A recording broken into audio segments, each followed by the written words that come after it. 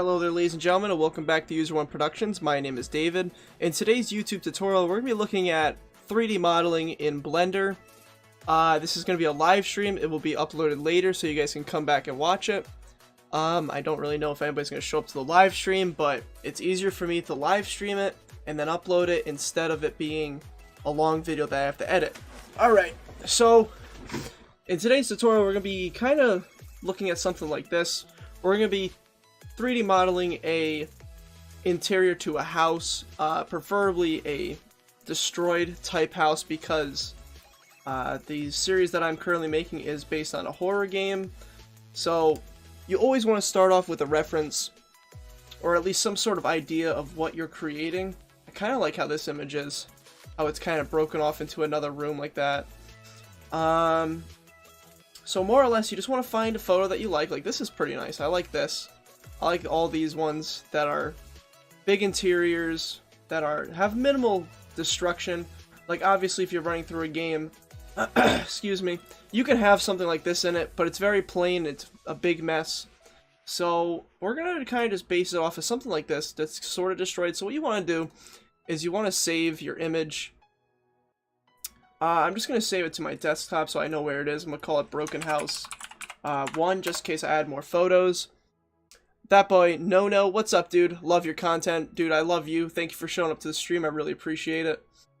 And here's my Blender. I use 2.79. This is one that I learned on. Everything should be pretty much the same from 2.8, 2.9. Some of the shortcuts might be a little different, so if you want to use the same one I'm using, it's 2.79. I have this little thing here, so every button that I press, you can see here, I will be verbally saying it, and then you can visualize it right here.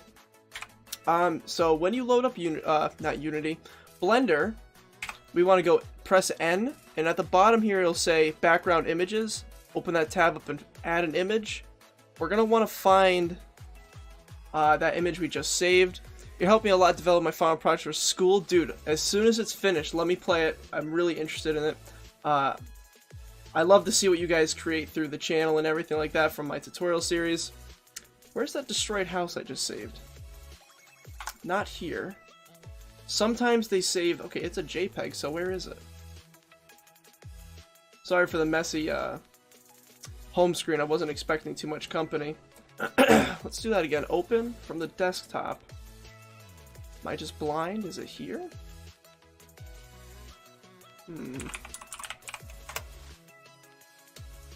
It's not finding the image. Okay, so let's do something else. Let's find another image, because sometimes certain images won't work because they don't save properly. What if I just click and drag it out? Let's do that instead.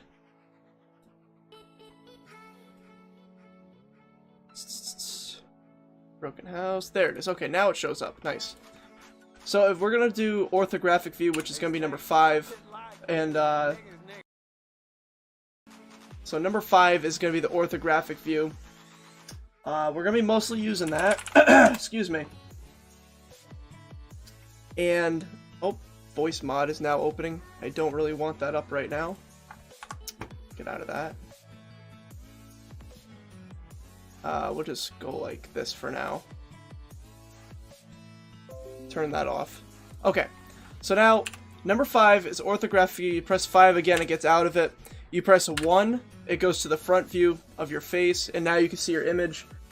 You can't see the image outside of orthographic view, so there it is. I'm going to turn the opacity to this image up. I'm also going to size it up a little bit and move it up so I can reference it later on. Just move it up here to the side like that. And now let's start creating some sort of floor plan that we're going to base this off of. So I'm going to press 7 to look at the top, grab our cube with the right click. We're going to press tab and bring it into edit mode. Make sure it's fully selected. If it's not fully selected, you press A a couple times, it'll select it. And now let's just start creating a general shape, like a square. So I'm going to use this face select. I'm going to press this button here so I can look through the object, press faces that I can't see yet. And then I'm going to hold control for a proportional grab and pull it out. Pull out both sides. Get a general shape of the house or room that you're trying to make. So we're just going to kind of go like this. because for the tutorial's sake, I'm not going to make a full house. I'm probably just going to make something like this room over here. So now we have a little platform. I'm going to pull the bottom up a little bit. So that's going to be the floor. We'll even pull it down a little bit just in case we put a hole in the floor later on. So I'll go back to the top view. And now we need to make these walls. And the way we're going to do that is we're going to press Control R. It's going to make this loop cut. Left click to get it in there, and then you can move it around like this. Let's just make some walls. We're going to do that all the way around like this. Try and keep them even as possible. It doesn't have to be 100% because obviously the player will not be seeing behind the walls. And now we have this shape like that. And in this specific case, they have like this little closet type area, so we're also going to model that out. We're going to do that again by making some walls. Something like this. And does it go straight? Yep, it goes straight to the wall like this. Okay. So now you can see like the room, which this room in the picture is a little bit skinnier, so I'm going to hold Control and left click and select all this. That's circle select. Another way you can select is by pressing C. This is more of a something you can draw on. Another way to select is B, and you can see where it's going to select. It's a box select like that. And make this room a little skinnier like that. Perfect. Okay, so what are we working with here? There's a door right here. Well, we're not going to worry about the door just yet. We will later on in this tutorial. Man, you're cool. Thank you for everything you're doing, dude. I really appreciate the support. Thank you so much. The game overtime, thank you. I'm going to pull this a little to the side. Actually, I'm going to pull this whole section to the side like this to get that little closet area right there. Okay, so now what we're going to do is from the top view, we can deselect this. So now you can see I can't see through the object. I can see through it now. We're going to want to just look at the top. We're going to select everything that is going to be a wall. One quick way to do this is you select your first one, hold Control, and then you press the other one, and now it selects them all. So we're going to do it all the way around like this. And then I'm going to even select this right here for the closet. And then E to extrude, and then we can pull up. Awesome. Just like that. Carlos says, please add multiplayer to the horror game. Dude, I'll be frank with you. Not horror game. Multiplayer is one of the hardest things to add to a game. I do plan on adding it later on, but it's going to be a huge, like, probably 10-part series added on to the whole thing. Right now, all I'm doing is trying to get these proportions right to my reference image over here. Try and getting it as perfect as possible. Okay, so now you can see we've already started to make like a little room. We're not going to be worrying about ceiling yet because it's not what's the word I'm looking for? Not important right now. So what I'm going to do, if we press Shift F, you can fly around, and it's like a first-person controller. You use WASD to move, Shift to go quick. If you scroll wheel, it makes it go up or down in speed. And as you can see, like, here's going to be our room. This is going to be the closet. We're going to put a hole in this wall later on, and then we're going to add a door. You're the best, dude. I try to. I try to. So now I'm going to go to the front view, you guys. And I'm going to press Z. Z is for X-ray mode, and I'm just going to, like, pull this below our reference image so I can look at both at the same time. I think first we're going to worry about these windows. So what we need to do is make sure we're not in edit mode. We're going to press where generally the window is going to go. Create a cube. And then let's just start making a window shape. S to scale. Go into edit mode. And get that shape of a window. You can see my reference over here as to what I'm trying to make. So it gets pretty close to the ceiling. Pretty close to this wall right here. And there's two of them. So I'm going to double tap A to select the whole object. Shift D. And it's going to automatically go with your cursor. If you right click, it puts it back to its normal origin. Now I'm going to pull it to the side here. And now I can see that this room is still not proportional to my image. So what I'm going to do is I'm going to go back to the walls, select this side, and just pull it in like that.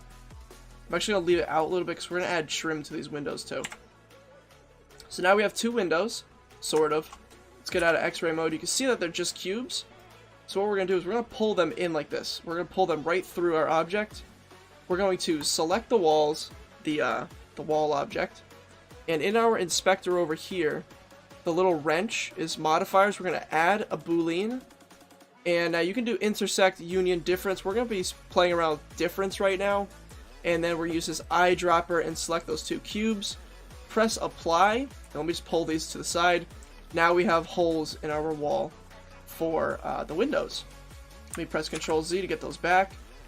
I'm going to go into edit mode again and grab both of these faces of our window and actually just pull them into the wall, because that will be the glass pane. Now notice I'm leaving it insetted in the wall because that's just the pane of glass. It's not going to be extruded from the wall like that. The glass in the real world isn't like that. Going to make them super thin, have them inlaid, maybe a little bit more. Just like that. And now we have two windows, alright? I actually think there is a third window. Yes, there's a third window right there on the side. So what I can actually do, because we already have these small, what we're going to do, select one of them, we're going to press L on it. L is going to select like the full object. I'm going to do Shift D, right click, I'm going to press P and by selection. And now what that just did was we have these two here, but now the third one that we just created that we divided by selection is its own object. So now if we go out of edit mode, we can select that object like so. We can extrude on our Y axis to make it, you know, fat again. We're going to rotate on the Y, or the Z, my bad. We're going to rotate on the Z by 90. And then I'm just going to pull it into the wall like we did before. Right there, because in our reference image, there is a window right there. As before, we select the walls, get a modifier, boolean, difference, and select that cube, apply, and now you can see that there's a hole in the wall. CSK says hello. What's going on, CSK? How you doing today, dude? What is up? So let's pull this into the wall like we did with the previous windows there. Pull them in just like so. And now this room's it's starting to get together. What we're trying to accomplish is actually make this room before it's destroyed, and then it'll be easier to destroy it after. That's just about it though, isn't it? We need to get this door in. So let's do that. We're going to do the same thing as before, except if we do it right now, it's going to delete from the floor too, which we don't want to do. So if we select our walls, I'm going to go into the front view, which is Y, and then I'm going to do B for box select. Select everything except the floor. Make sure there's no floor selected. P to separate by selection. And now our floor and walls are two separate objects, as you can see. Perfect. I'm going to press 3 to go to side view. Z to go into X-ray. And I'm going to add another cube for that door. Going to tab, which is our edit mode. And try getting these proportions correct.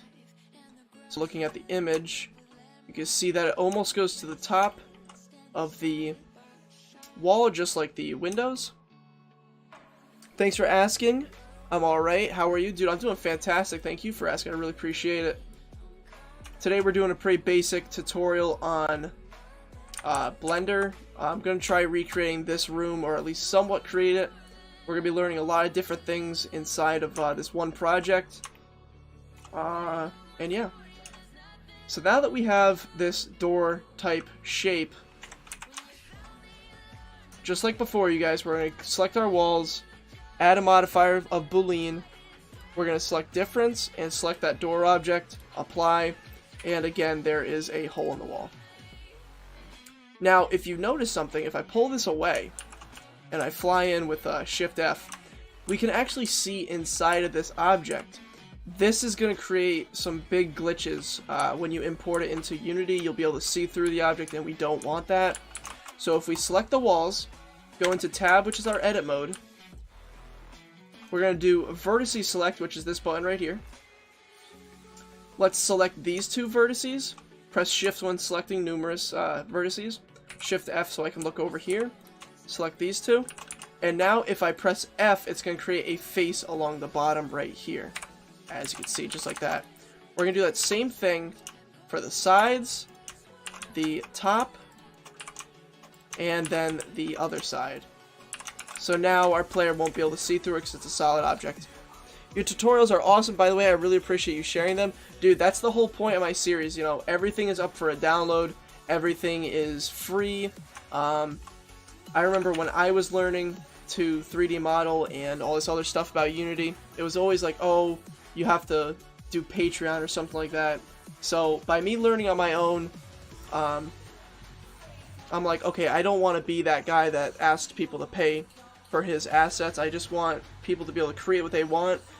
For one, it's easier for you guys to learn, and it's exactly how I learned, so that's why I want to do it for you guys. Okay, so I know this picture does not have a door on the hinge, but say it's broken and on the floor in the next room. So we're actually going to create a little door model. Let me press N to hide this window right there. Let's create a door. So I'm going to pull it away from this wall, and I'm only going to focus on one side of it. So I'm going to go 3 for side view, and we're going to create a very simple looking door. Not the trim to the door, just the door itself, because we can add the trim to the wall object later on. So how does a door look? We need a reference image again. Let's get an interior door. Reference images are going to be your best friend in any 3D project or even, you know, game development. So I really like this door right here. I think that's going to be a good door for what we're working with. We're going to save it to our desktop just so we know where it is. I'm going to call it door 1 just in case we get another one in there. Again, I'm going to open the N menu, add an image. You can add numerous images to your project, which is really helpful. Let's open it at our desktop. Yada yada yada. Where is it? There it is. Turn the opacity all the way up, and then I'm just going to move it and scale it to where I want it, which somewhere right there, so I can look at it. Actually, I'm going to put it over here so I can look at it from this view. Perfect.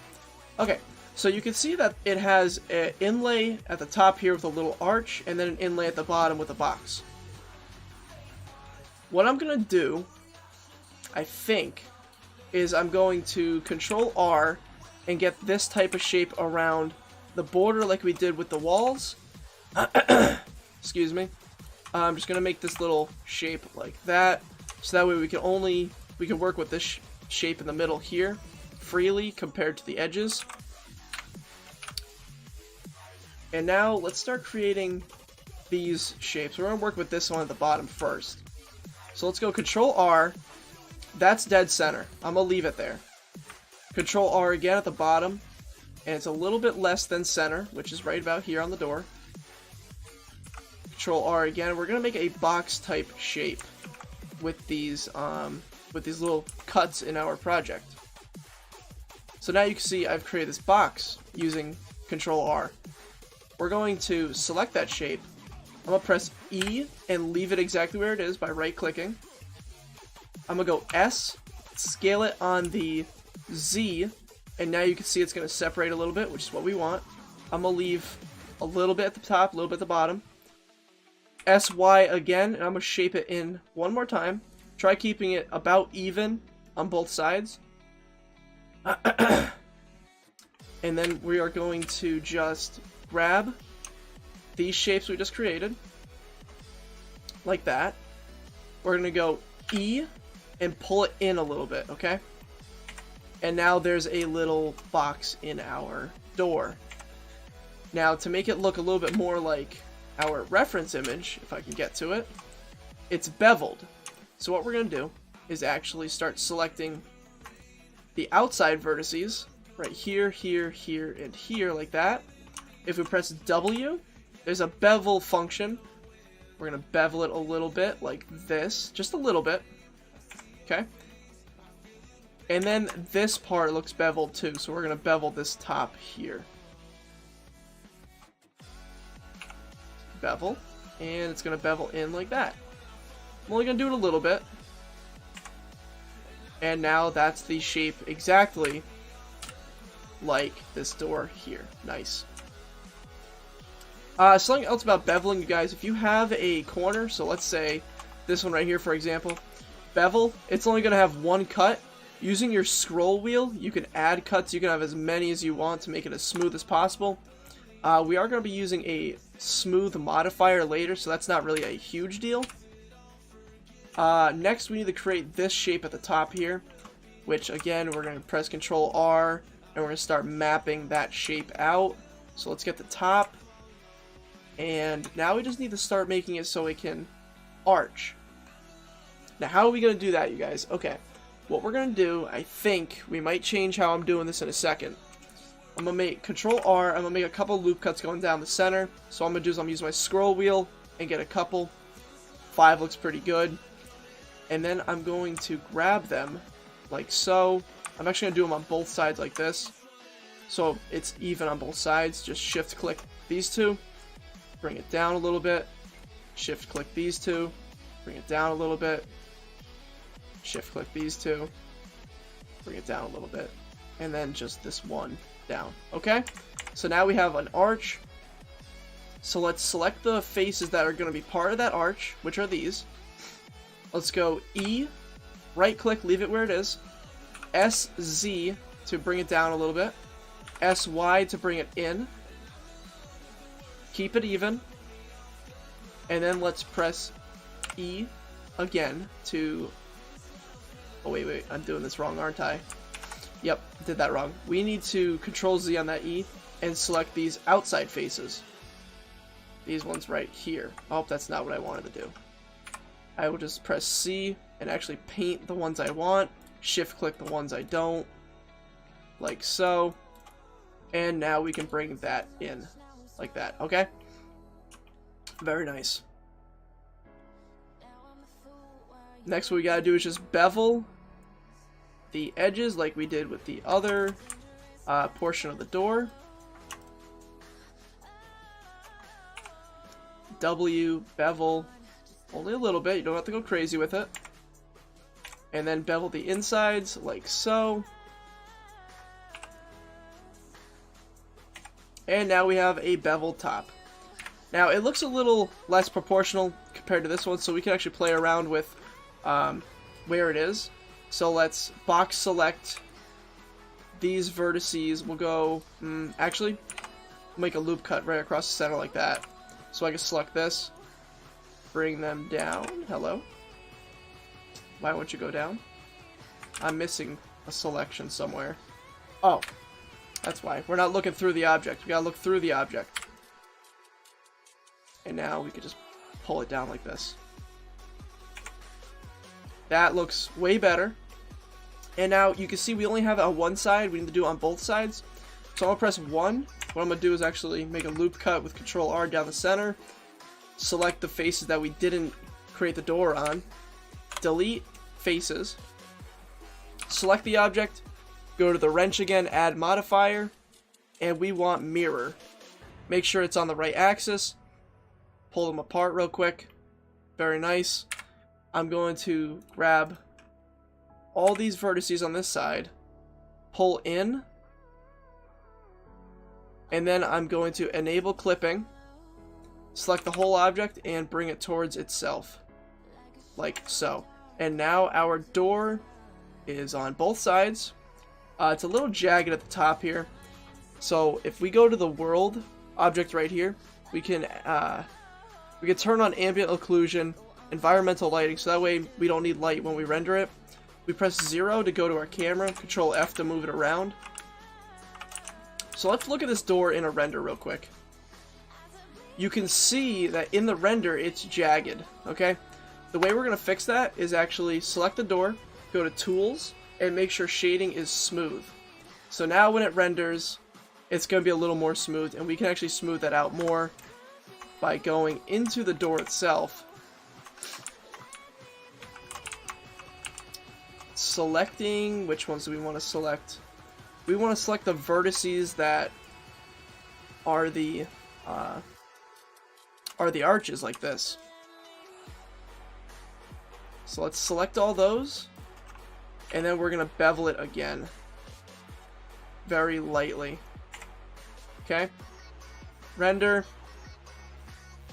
That didn't really make it too much more smoother. Let's see. Oh, my mistake. We don't want all those. We just want this centerpiece right here. We just want those vertices. Bevel. Bevel them in. And now that should smooth it out a little bit. It looks a little bit better. Not the greatest, but it does look better. Okay. I'm not the greatest at 3D modeling. I kind of know what I'm doing. Not really, though. So now we have a door. It's got no handles yet. We can add handles in just a second. Don't forget to go into the wrench and apply that mirror modifier. And then I'm just going to size this out a little bit so it looks like a door. Like that. Very nice. For a handle, I'm just going to go with a very simple handle design. I'm going to create, I think, a sphere. Yeah, that'll be fine. 5-1, orthographic view, front facing.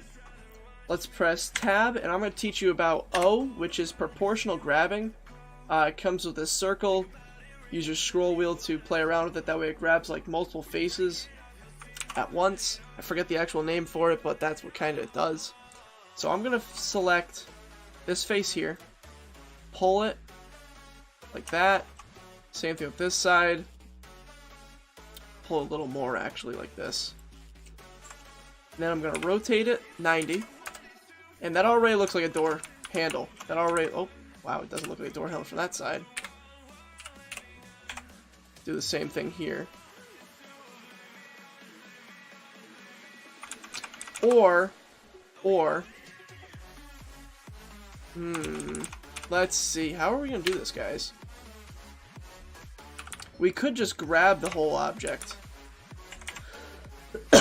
Excuse me. Grab the whole object, scale it on its X. Yeah, that's what we're going to do to keep it a little more proportional. And then it's going to dimple out at the top. O. Kind of like so.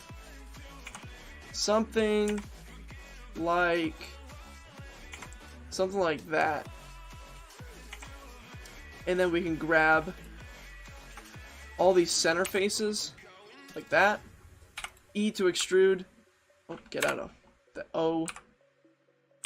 Extrude it in. So that way it's got like a little lock on it. Not really a big deal, kind of just a little extra detail. I'm gonna pull these back cylinders out and actually create something like that. Go to the front view.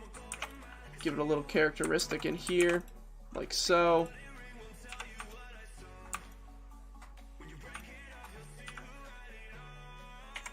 Like that, very nice. Smooth it out, because if we look at it and we render it, oh, the lighting is not allowing for it. If you were to import this into Unity right now, it would look just like this. Very blocky. Tools, smooth it. Now it's smooth. Very nice. Side view. I'm going to scale it down to where the door handle should be. Should be around there. And then I'm just going to pull it into the door like so. Control D. Rotate on its Z 180 degrees. And then put it on the other side of the door like so. Then we can select those two door handles and the door. Control J to join them. Now if we go into edit mode, they're all one object, like so. Okay. Let's actually start making the casing to the door, which I don't like where the door is right now. I'm going to press H to hide it real quick. I don't like where it is because I can't get, like, trim in this corner right here. It's not going to matter because this is going to be a destroyed building, but just personal preference, I'm going to move it over like this. Same thing with this one window right here. I'm just going to move it over a little bit. Like that. Can move this one pane over. Like that. Okay. Let's find our door. Put it back. Very nice. It's really good to start naming your stuff too, so I'm just going to name this Walls. Oh, cap lock is on. Nice. We have a door. Glass. And floor. Okay, good. Everything is named. Except what? Except what? Oh, the other window, right? We could just join all the panes together. Very nice. Alright. Time to get some trim in here. Trim's really easy. It's just going to be a bunch of boxes. Like so. Oh, can I find it? There it is. And the boxes are going to go on the outside of the door. Like this.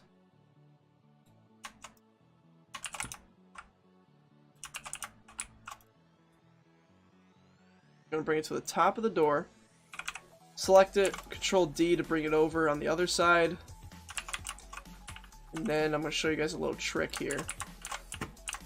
So let's grab both tops. Oh, what is happening? There we go. E to extrude, bring them up. And now instead of extruding one side over and connecting it, when you see a little cut like this, where one object is inside the other, it's going to create like glitches inside of Unity, so we don't want that. So what you actually do is you click one face, click the other, and then you press space and type in bridge, enter, and then it's going to create a solid mesh like that. And that looks perfect. Something else we're going to do, because this is door trim, and we're also going to use this for the window trim as well, is I'm going to select all these edges on the outside of the trim like this. And guess what we're going to do?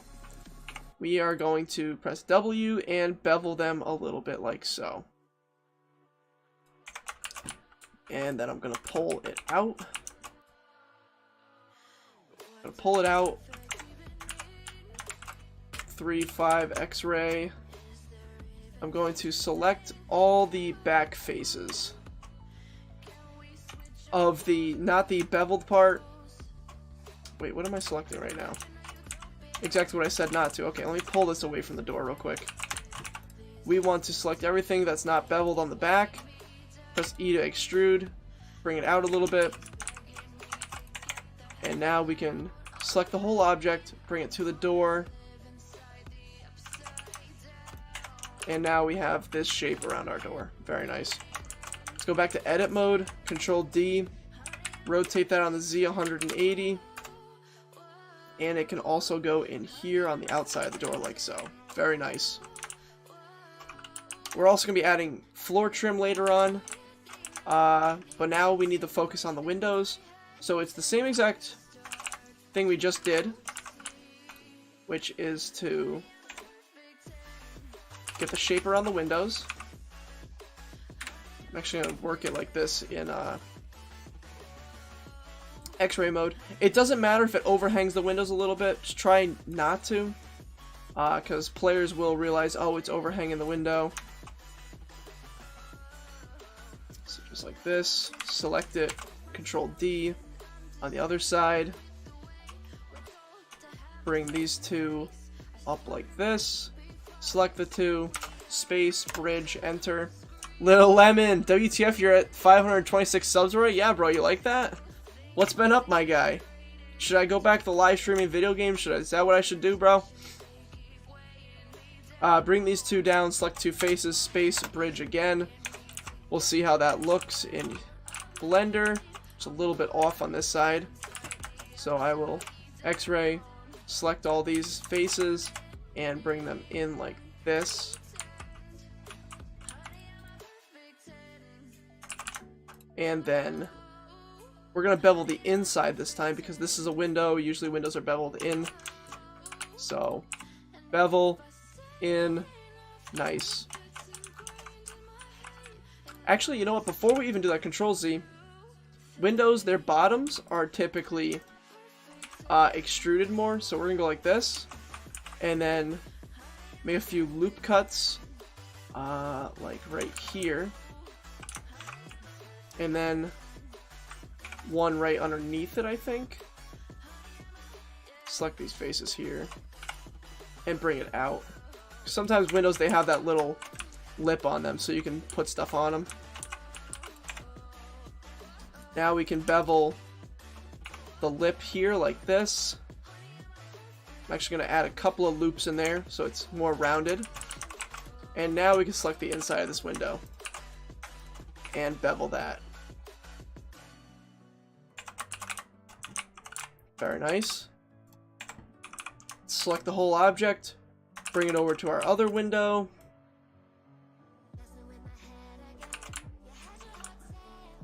And what we need to do now is actually move this window over because these little hangers are going to affect this one. Upload videos since you're growing so fast, then live streaming. Dude, that's what I want to do. I want to live stream video games again so bad. I work 40-50 hours a week right now as a carpenter, and it's just so draining, you know? Like, I really miss talking to all you guys. I really miss playing all the video games with you guys, and I really want to go back to it. It's just that I work so much that it's probably going to be like a, you know, a really bad upload schedule, like how it always was, you know what I mean? Bring this over here. Just like that. Cool, now our windows all have trim, the door has trim. Let's see what it's looking like in a render type view. Nice, okay, perfect. Actually don't like how this window is, so I'm actually gonna move this one over too. But yeah, no dude, I wish I could go back to streaming. I really want to play some horror games on stream. I think that'd be like really funny. Bring this window over a little bit. That. Where's the pane? There it is. Select it, bring it over. Select the trim. Again, using L to individually select objects.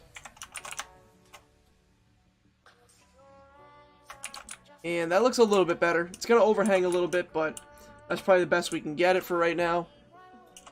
And that's pretty much the main shape of this room. So now we need to start busting holes in the wall and making it look a little broken down. So we're going to start, I think, I don't know. We're going to start with this hole right here. So what I'm going to do is actually go to front view, and I'm just going to try to model, roughly model this shape with a cube, and make some loop cuts in it. So let's get the general shape, which is a cube, or a square like this. X-ray view, we're going to add a ton of loop cuts in the top, a ton of loop cuts in the sides, and then let's just try to kind of match this up. I'm going to press O to use this proportional grab, as well as G to grab the object and kind of bring it to where I want it to be. We also need to use control select, control left click select, so we can select both sides of the cube, because if we're looking at it from the front like we just were, it's only going to select this one. By using either the box select or the circle select or the lasso select, we are going to get the both sides.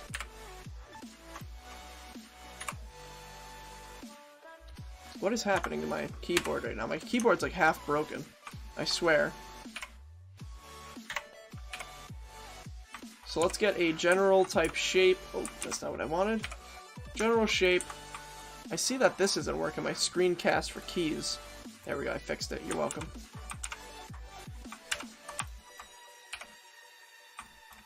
And just get this general broken up shape. You got a loop cut right here.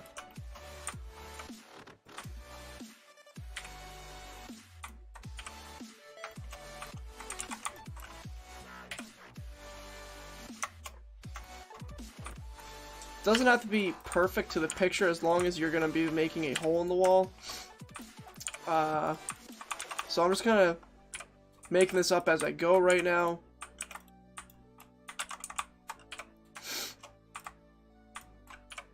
Something like that, I think. We just don't want it to look like it was a cube. We want it to look broken and stuff. So this bottom, I'm going to kind of copy a lot, because I really like the shape it's creating down here.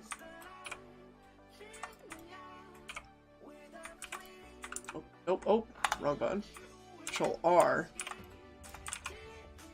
Come on, there we go.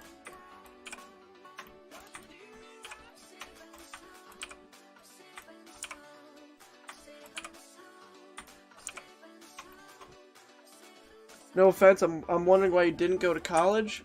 Dude, I'll tell you, I graduated out of 150 kids in my class. I'm probably doing way better, you know, doing this type of stuff on the side and doing carpentry as my main thing. I'm probably more successful than 130 of those kids I graduated with. I'm making a ton of money a week. I'm looking to buy a motorcycle in the coming months, as well as fully paying off my truck that I still have 3 years of loan on. So it's not a bad gig, dude, I'm telling you. Plus, college is just expensive. You got all that debt and stuff.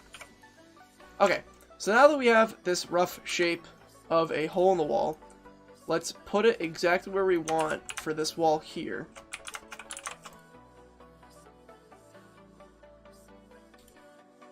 Put it in. It's gonna go about right there, I think. We can size it up if we want, size it down. I'm gonna keep it about this.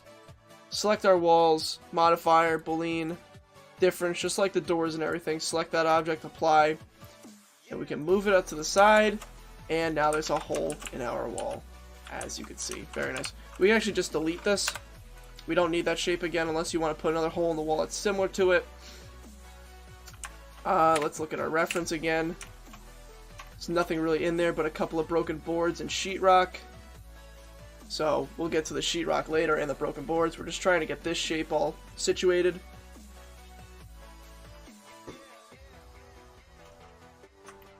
Let's focus on this over here with this exposed framing. So it's pretty proportional besides the edge of it. So let's go 3 to side view and create a box. Something like this. It goes right to the floor, and then it kind of does this little breaking or tearing type thing at the edge here. So let's make a tear type shape like this.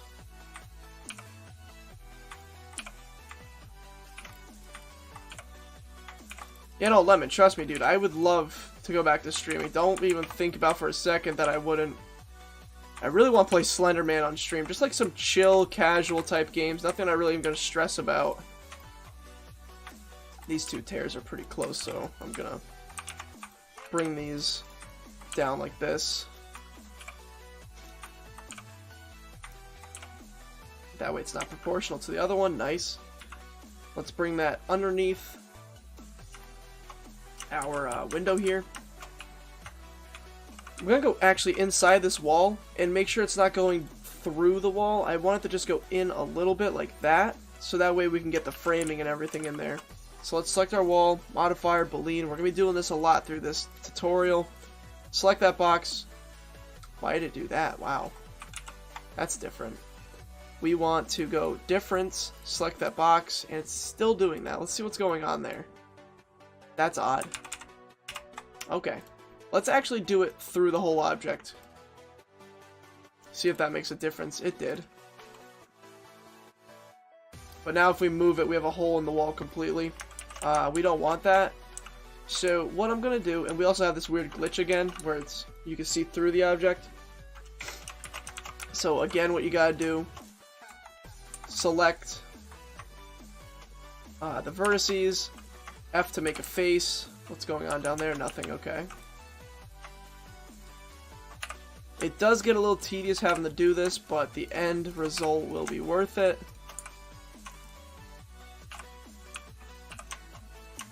Just keep making these faces like this.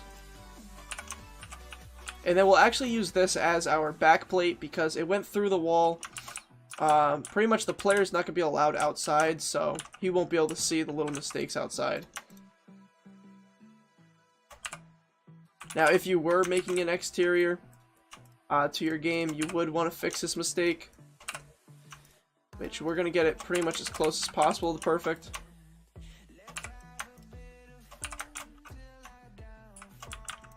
So yeah, we're going to be doing this for a little bit, just selecting these faces.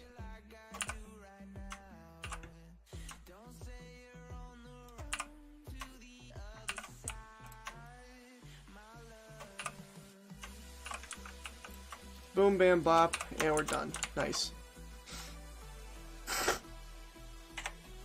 Dude, if you have a proper schedule for streaming, exactly, dude. My proper schedule would probably be weekends only, and that's it.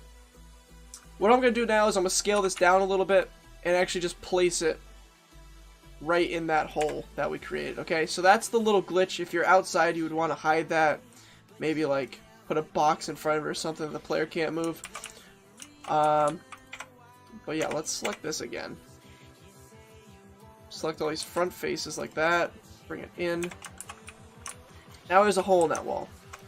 But as you can see, in the reference image over here, there's a little bit of exposed framing. So we need to make that. Which, again, that's only cubes. It's only 2x4s and stuff. So let's scale it to about the size of a 2x4. It doesn't have to be perfect.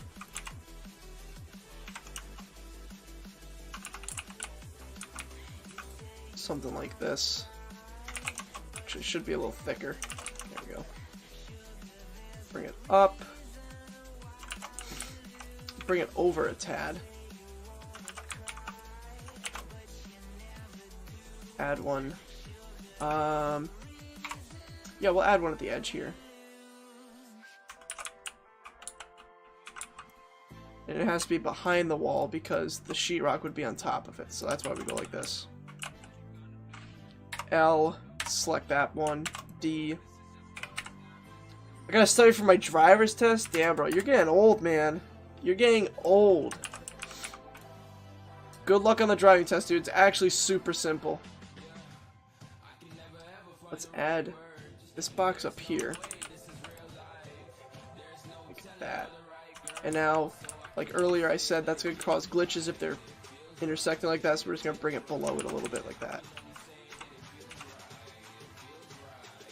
Perfect. And now there's a little bit of framing in there. We can actually go ahead and add another one in the center right there, or even off to the center because it would be a cripple that wouldn't be a full stud anyway.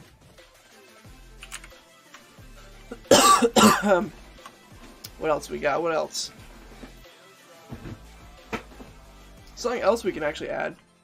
Since this kind of looks like an old house, old houses have this thing called Lath board, which are little boards in front of the 2x4, so we can add some of those, not down here though, maybe in the walls itself.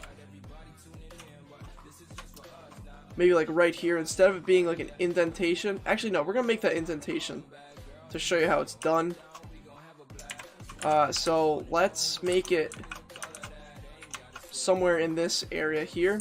Let's create a ton of loop cuts if we can. Oh, we can't do it on this face because we have the windows here. Okay, that's fine. What we'll do instead is make it up here. That's what we'll do. So let's actually create over here. There, yeah. Let's find a face we can actually put it on. Ton of loop cuts. Actually, way more than that, probably. Perfect, like this. And then select one. Let's go O and push it in like this. Make sure it's not pushing the other side. Perfect. And now there's kind of an indent in the wall. We can do that in a couple different areas, like so, just to give it that kind of broken down feel, and that the wall's kind of just sunk into itself.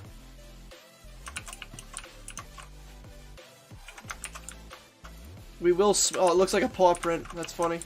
We're going to smooth that out later on with the smooth tool. That way it doesn't look blocky. But for now, that'll do. We can actually do that in a couple different locations if you want to. You could do it on this wall over here. but we're going to have some exposed lath board there, so I'm not going to do that. So what instead I'll do is again, ton of loop cuts, and then what do I want to do here? Let's kind of just, instead we're going to do something else than a boolean, just so I can show you guys like how it's done. We're going to make some sort of random shape with our circle tool selection. That looks good. Let's go E, extrude it in. And now it looks very blocky, as you can tell. So we need to kind of smooth this out by playing with these vertices here. Which all we're gonna do is start moving them so it kind of smooths itself out. Kind of like this. See what I'm trying to get at here, guys? We will smooth it.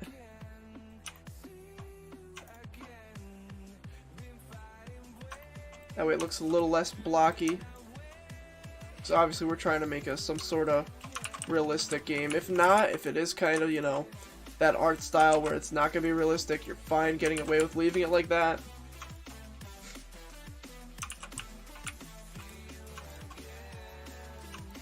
This is just another way of creating a hole in the wall here. Nothing should be proportional. It should be all randomized.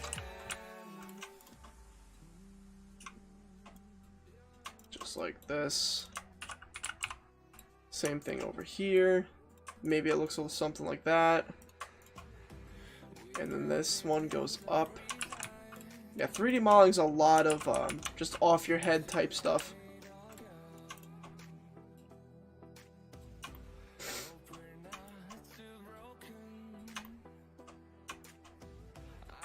Very tedious having to do all this little stuff, but like I said, the more time you take in your models, it will pay off in the end. If you stay to the end of the video, I will be showing off some models I've been working on my own. And then later on, maybe I'll do a tutorial on those and have them for a download. I don't know. I don't know yet. There's a lot of stuff I have planned with not a lot of time to do it.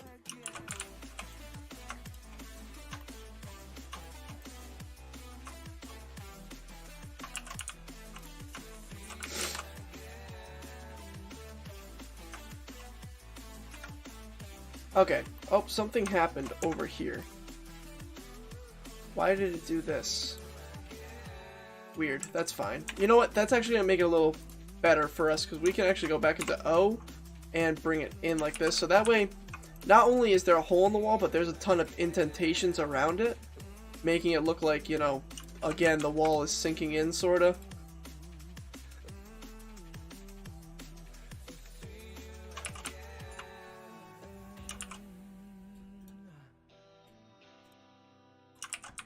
We can even pull them out too, like so. Maybe this back wall gets pushed out. Oh, too much. Don't go too far.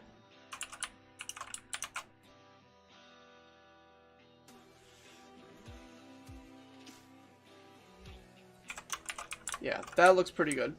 Now we need to get the framing in there, similar to how we did over here. I'm just going to actually select one of those and just bring it over. Oh, let's get out of that. Proportional movement. Make sure it sits behind the wall. And just start framing the wall.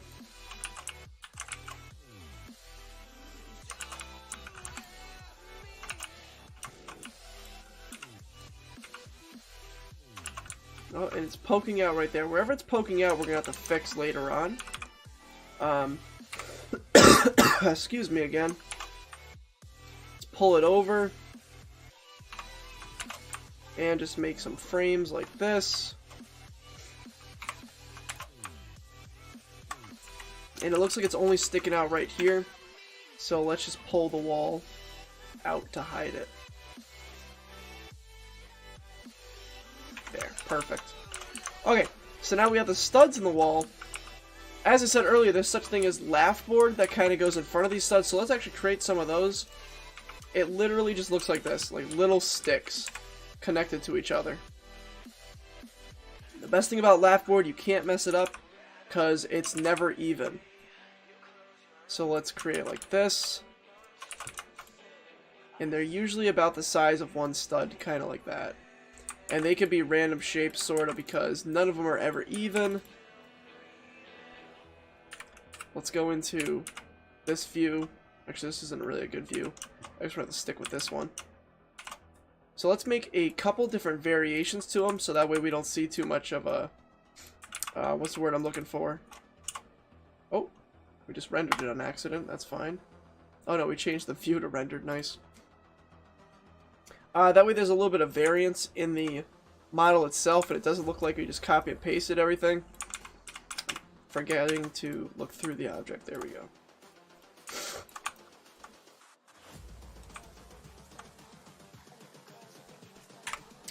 Pull this one up. Nice. Let's create another one. I think we're going to create 4 different ones. This one's just going to be like on a slant going down. Like so.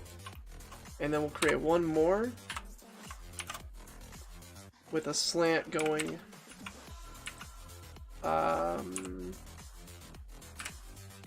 slant going upwards, sorta. Let's move these.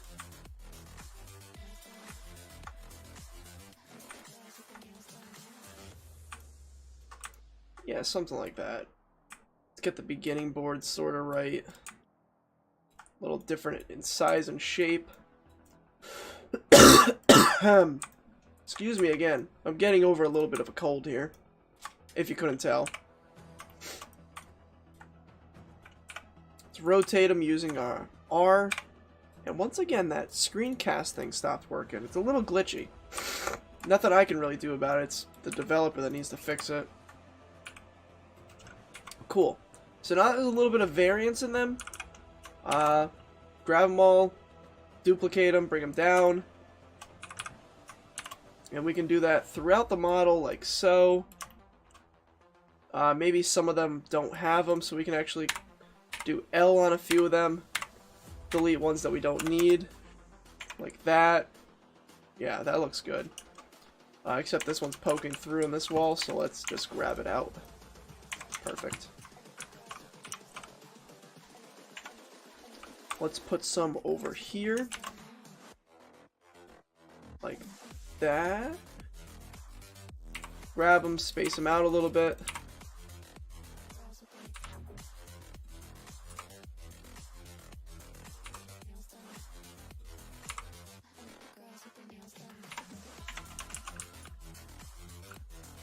And these two are sticking out of the wall. Just pull them out.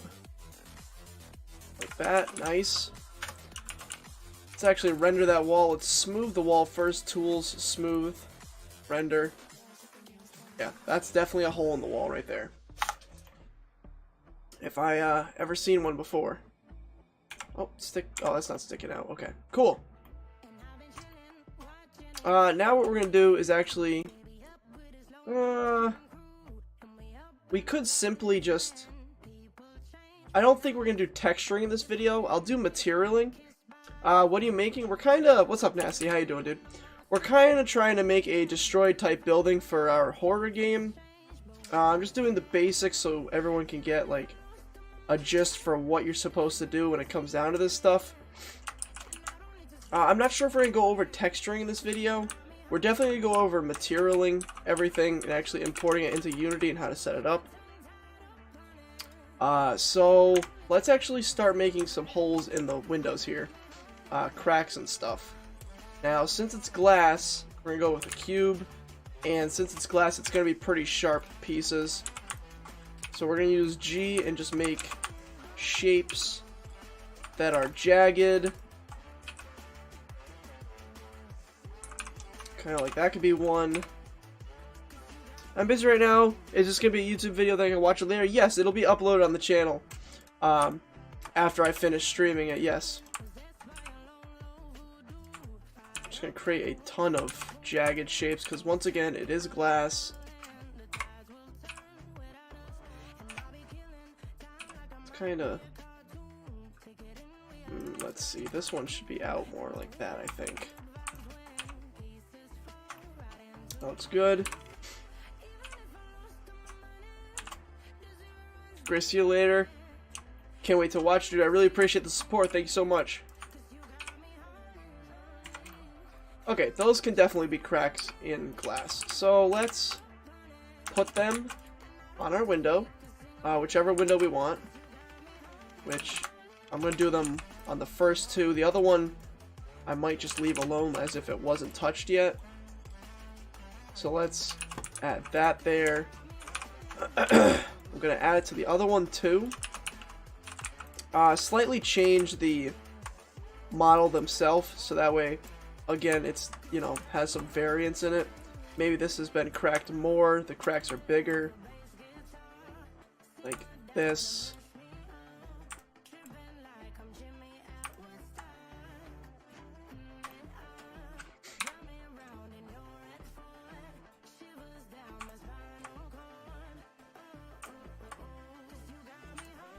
Yeah, this is looking good.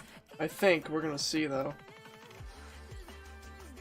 Okay, now that we have the glass breaks in place, we're gonna select our windows, modifier, boolean, difference, select those shards, apply, delete the shards, and boom. Now we have some holes in the windows. Look, they look like faces, but we're gonna ignore that for now. What is next? What do we got next? We could add some like boards on the floor, because we did see in the reference image that there is just random broken stuff everywhere. Dirt and all. We can add dirt piles later on. We might get into texturing today, I'm not sure. It depends how far I get with the modeling process. Obviously, I'm trying to kind of go quick with this so I can explain a lot more, but you guys want to obviously take your time doing this. So let's create some boards. Just laying on the floor. Just randomly thrown about. Maybe they're different sizes.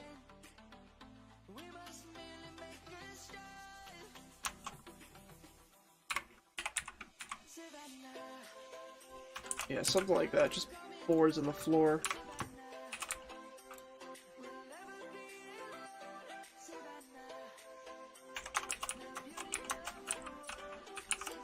Maybe this one has a pile of, I don't know, 2, 3 maybe? But they're different sizes, I don't know. And then maybe it's got one just laying right here, like that.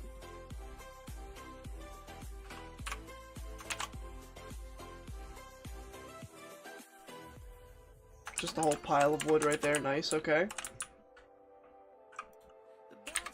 What else do we got?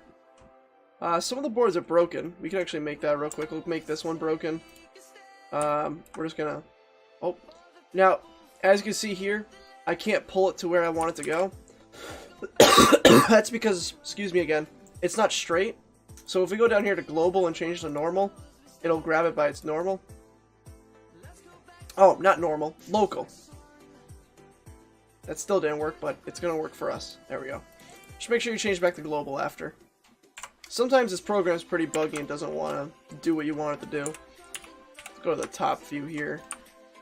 And then this board is broken on both sides like that. Nice. Alright, so we are getting there with this destroyed little building. Or room, I should say. Let's look for any more key points in this. There's a can on the ground, which we can model real quick. We're going to add a cylinder in. Make the shape of the can. This can be very simple to do. Add a few loop cuts for these ridges in it, if you can see the ridges. Ridge there, and a ridge down here. We're also going to add one to the top and the bottom. See through the object. We're going to do box select and select all those ridges we just created, like so. Let's press E to extrude. And then now we want to go to where our pivot point is. So this little button down here, let's go individual origins and then scale out. And then we can change that back to medium point. And now we have some sort of little can. What can we do with it? We can bring this top out. Kind of bevel it a little bit. I have a question. Why did you not make this or Blender 3.0 or 3.1? Excuse me. I explained that at the beginning of the video. I've just always learned on 2.79. It's what I've been using for the past, I don't even know, 10 years. And it's just what I know how to do. A lot of it is pretty universal between the two, but this is just my preferred one. Okay, so now to actually get this can open, we're going to extrude, bring in with S, extrude down,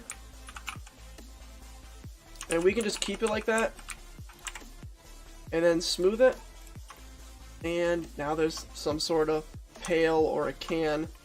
Maybe it's a trash can, I don't know. But we can throw that in our scene, like so. Let's rotate it so it's laying down. 7, rotate where we need it to be. Maybe there's a few of these laying around, different sizes. Maybe in this corner over here it's hiding. And then we just bring them down on the ground like this. Very nice. What else we got going on in that reference picture? A lot of sheetrock and dirt. Dirt piles are kind of hard to create in Blender. So what we're going to do is actually create a grid. Subdivisions, we're going to do a 25 by 25. And then scale it up like that. All I'm going to do is grab some of the center pivot points. Press O to select the O select. And then just bring it out like this. And create little mounds. Like that. Kind of like what we were doing with the wall earlier.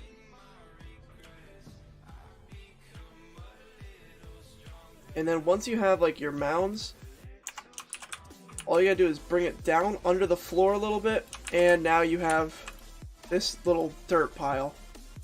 And obviously you can add more to it. We can scale it and shrink it into the floor more to get different shapes because all the divisions we made into it. And maybe we'll add one more down in here, and it kind of goes into this room. Just a little bit though. Yeah, like that. That's good.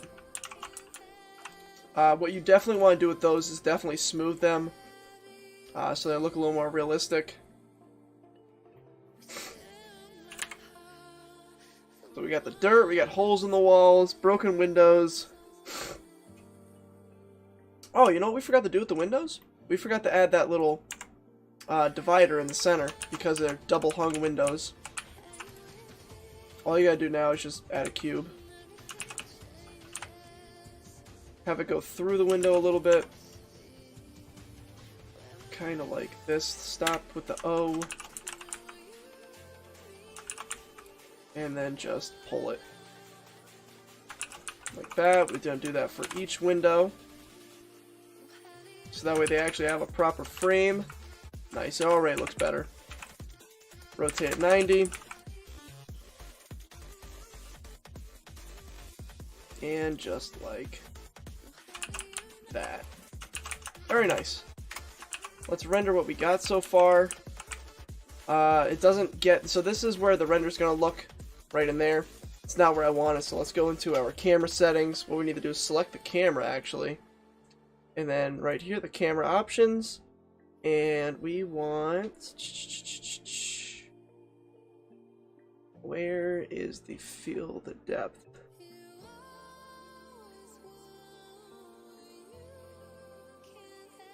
Where is it? Is it that? Maybe that's it, yeah. Render. Nice. Looks pretty good so far. Looks pretty destroyed to me. Looks like it could be in a horror game, like a... I don't know. Don't know what kind of game, but definitely a horror game. Which is kind of what we want to accomplish here. Maybe, just maybe, there's a hole in the floor, and you just see the floor joists, maybe. So let's actually do that. I'm going to create a cube, and we're going to make a hole type shape. Actually, no, we're not. I lied. We're going to do what we did before by adding the subdivisions in the floor. Make sure they're on the top. See how that just did the bottom? We don't want that.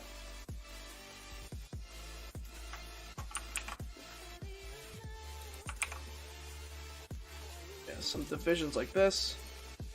Let's select some that we want to get rid of. I'm going to get rid of a lot right in front of the door. Add some suspense to the player. Maybe we just have some planks going across it. Big hole in the floor.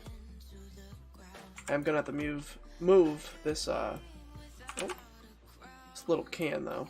Get him out of the way.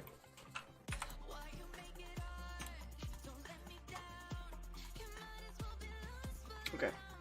E to extrude down. And I think we can actually just delete that.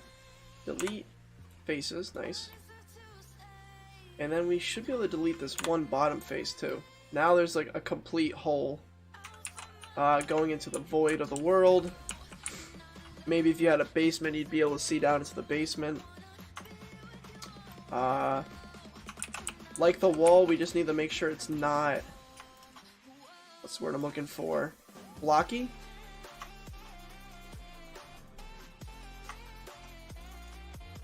So let's start making it look like a hole.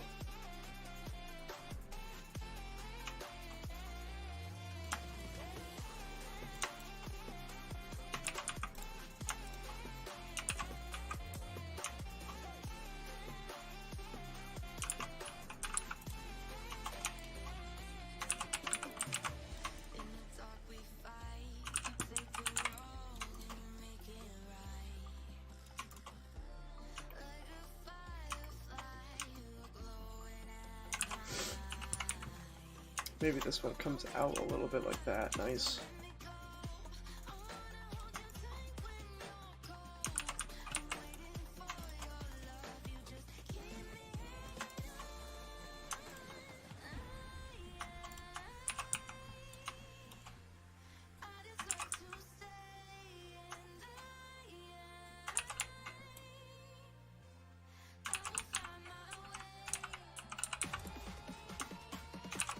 Like I said earlier, kind of tedious 3D modeling. Once you start getting used to it though, you know, it just comes to you. As a beginner, you probably would not be taking on a project this ambitious of actually trying to recreate an image. Even I don't usually do it too often. I mostly 3D model like weapons and stuff like that. That's like my favorite thing to model. But yeah, it's just practice. Yeah, practice makes perfect. That's all it is.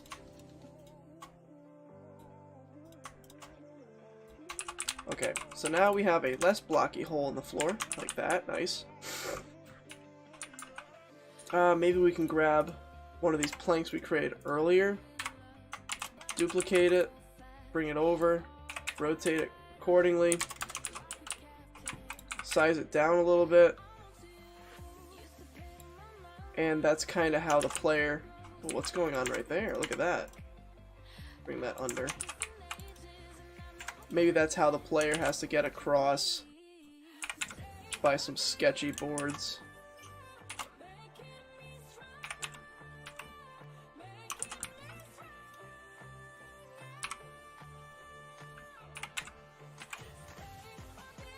Awesome stuff, man. Always my man. I have to watch it later, though. Yo, no problem, Private Ryan. Thank you for coming by, dude. I really appreciate it. That's kind of the whole point of this. So instead of me having to create this whole full-length video on 3D modeling, it's like a video that I live stream, that I don't have to worry about uploading later, and it'll be, you know, just on YouTube after I'm done streaming. What I'm doing right now is actually making these a little bit bigger, because I assume somebody wouldn't be putting 2x4s down to step on. They'd probably be putting like 2x6s down to make it a little more sturdier. These can come out. This one, I don't know, maybe goes in a little bit, and that one kind of stays the same. Nice. Next, floor joists. Floor joists are just like a 2x8, like we just created on the floor there. Kind of go like that, except they would be facing the other way, and they always are on edge like this. The floor would be on top of it, like that. Nice. Pull it across, just enough so where the player would be able to see. Obviously, if you're standing right here, he would see that there's an edge there, so we could pull it further. And now he, no matter where he stands, he won't see an edge there. Nice. Select that. Put a couple more in place to get that illusion that the world's actually alive. And there's floor joists in the floor. Nice. Cool. That looks pretty good. It would look better if we added a little basement to it. Maybe I will. We're just going to grab the floor object and kind of create this. We got to select all these and then extrude them down. Notice how I'm only doing one side, or not doing one side. That's because the player, no matter where he stands, he will never see that side of the ground. But it'll give him closure that, hey, there's actually a basement down there. It's Nick. What's up, dude? Welcome to the stream.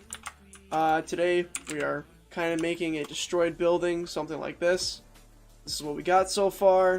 Yes, this video will be uploaded after I'm done streaming. So you can rewatch it. I can actually fix this just in case you wanted to create another room. I could bring these in like so. Perfect. Let's create a little floor down here. I'm just gonna do that by a loop cut, and then I'll select these ones right here, extrude, bring them out. And now the player will be able to see, oh wow, there's a basement down there. Pretty cool. Always love your videos. It's Nick, dude. I really appreciate it. Thank you so much. Thank you, thank you. Yeah, guys, for those of you that are actually in the stream, I used to be a live streamer on Twitch and YouTube for gaming, actually, if you could believe that. I got hacked, lost everything that I ever worked for, and now I make Unity and Blender tutorials. Not a pity me story, but more like knowing my background. Would you guys be interested in me starting a new live stream channel as a gamer on Twitch? On top of making these horror tutorial series? Is that something you guys would be interested in, or I don't know. I'm just trying to think of ideas here. Let me know what your guys' input is. I think what I want to do, though, is select some of these and make this hole a little bit bigger. Let me deselect those that I don't want.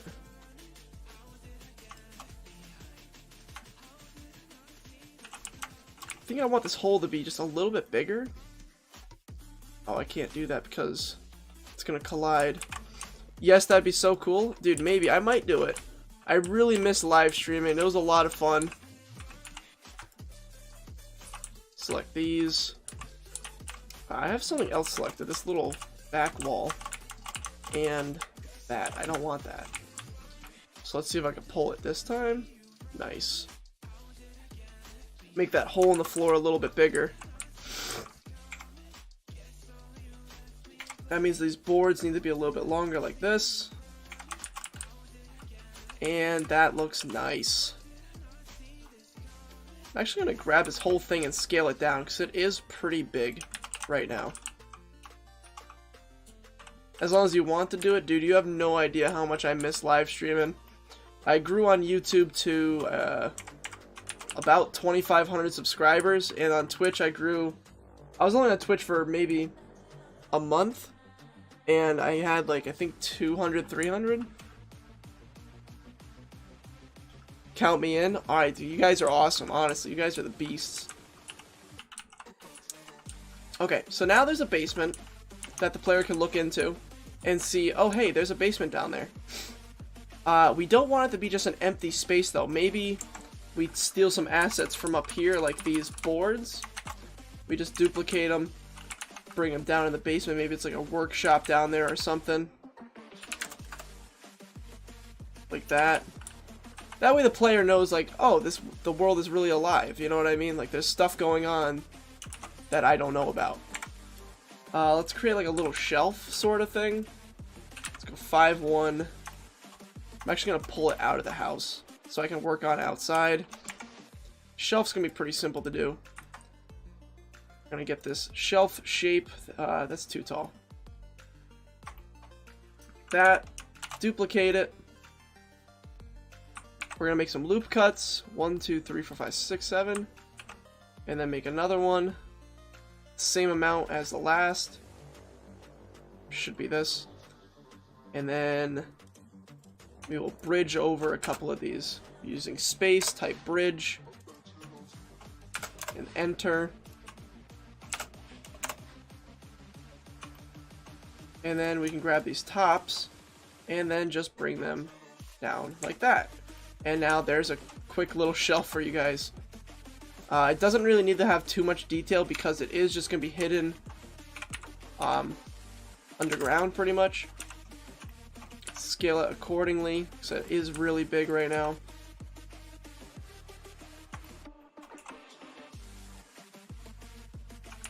Nice. So now when the player looks in the hole, we don't want him to fall in though. Looks in the hole, he's like, oh, look at that, there's a shelf down there that's really big. Look at that, there's a shelf, there's some wood. Nice. I just got a quick question. How do I know if my scene is too heavy on Unity because I cannot find an indicator? What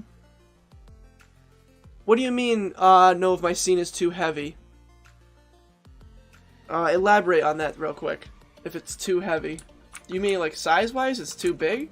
Nothing's too big for Unity. It just might take longer for it to process everything in. So yeah, this is pretty much my destroyed little house, guys. What I'm going to do is actually grab everything I've made and make sure the tools is set to smooth. Just make sure everything is smoothed out, even the wood. It's just going to have it reflect a little better and the edges not be so jagged. Smooth that. Smooth these. Smooth this thing here. We can actually render it. I'm going to render it from... I'm actually going to grab the wall right here. I'm going to pull it down. Oh, I cannot pull it down. Why not? There's too many faces right there. Okay. So let's just get in this corner over here. Something like this. Look down. Render. Nice. That's definitely a destroyed little apartment. For sure. Let's get a render from the other side while we're in here. From the other way.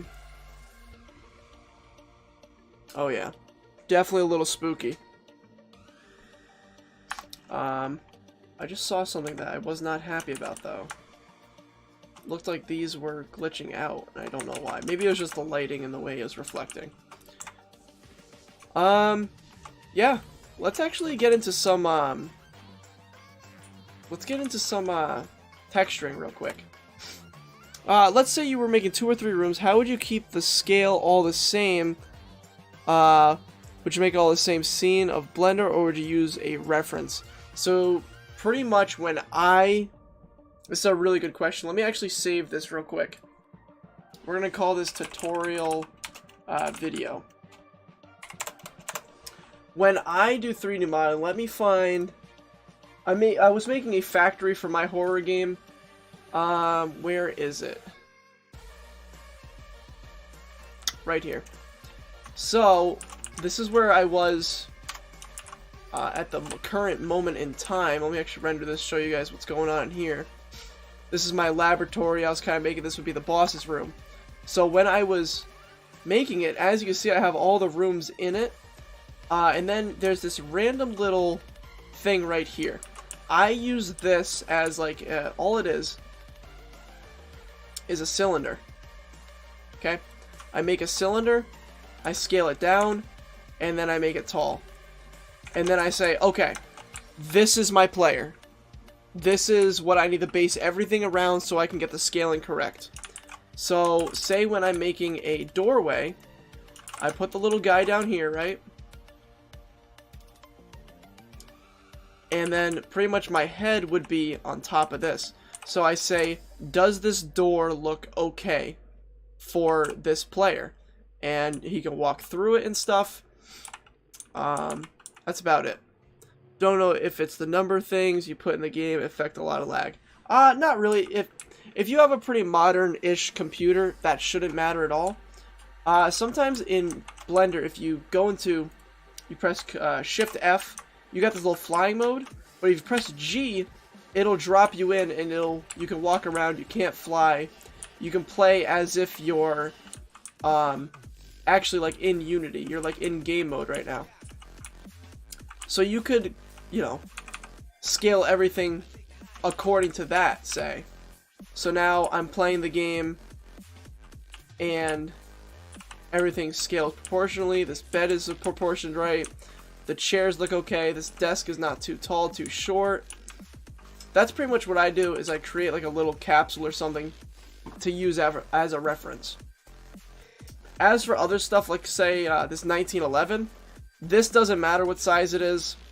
Because in Unity, obviously, you can scale it down or whatever. This is something I worked on the other day. If you want to get the scaling as close as possible, I'd say always scale it, you know, pretty small, and then compare it to the grid here. Every Blender scene has this grid. Make sure it's, you know, no bigger than a 6x6. So count these cubes: 1, 2, 3, 4, 5, 6. 1, 2, 3, 4, 5, 6. So this is your region of play. Scale your objects down in those 6x6, and then obviously they're not going to be perfect. In Unity, you'll need to play around with it a little bit, but that's kind of what I do when it comes to bringing stuff into Unity. Alright, tutorial video house. Let's get back into this. Let's get into some very, very light texturing. I'm just going to go on Google. I'm going to type in destroyed textures. We're going to do destroyed floor. Okay? Let's do wood.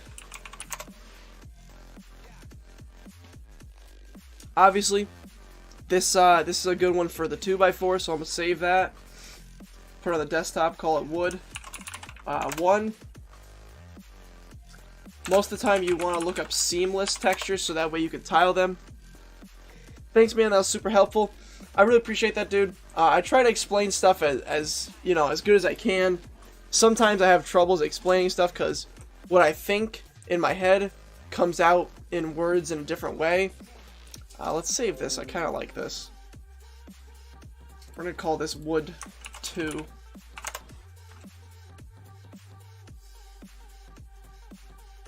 Let's get a concrete texture, seamless.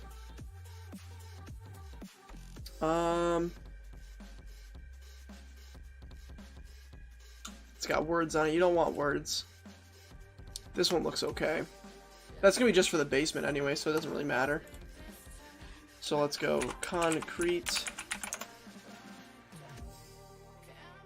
What else are we gonna need in there? Oh, dirt. We are definitely going to be needing that. Where did my browser go? There it is.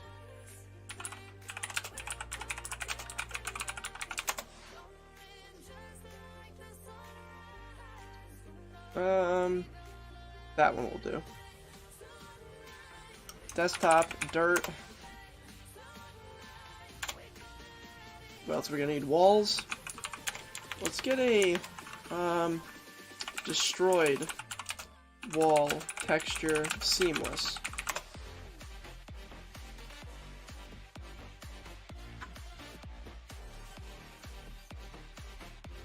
Kinda like this.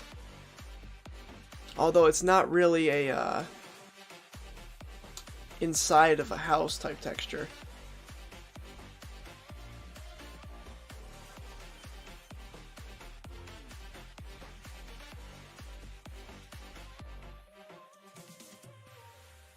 This one looks really good. I like that one a lot. Except it's not a seamless texture, so it's not gonna tile correctly. Let's just grab this one, see how it comes out. This one looks really good. Wall. Okay, let's go into Unity. And what we need to do is actually start selecting all the walls. And then we need to go to Mesh, Unwrap, Smart Project. Okay. Let's give it a material. Let's call it Walls. Click the little texture icon. Sometimes the first one is always broken. Just exit it. New. Open from an image. Desktop. And find the wall. How do you know if it's seamless or not? So if you go on Google, let me find a good seamless text. So obviously a grass seamless.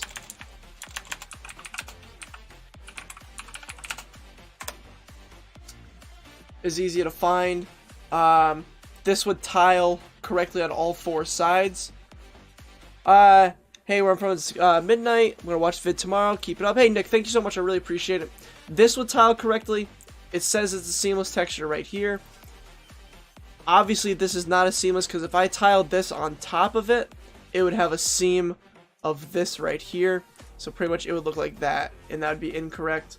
It would be incorrect on this side, incorrect on that side. I can go into that a little more.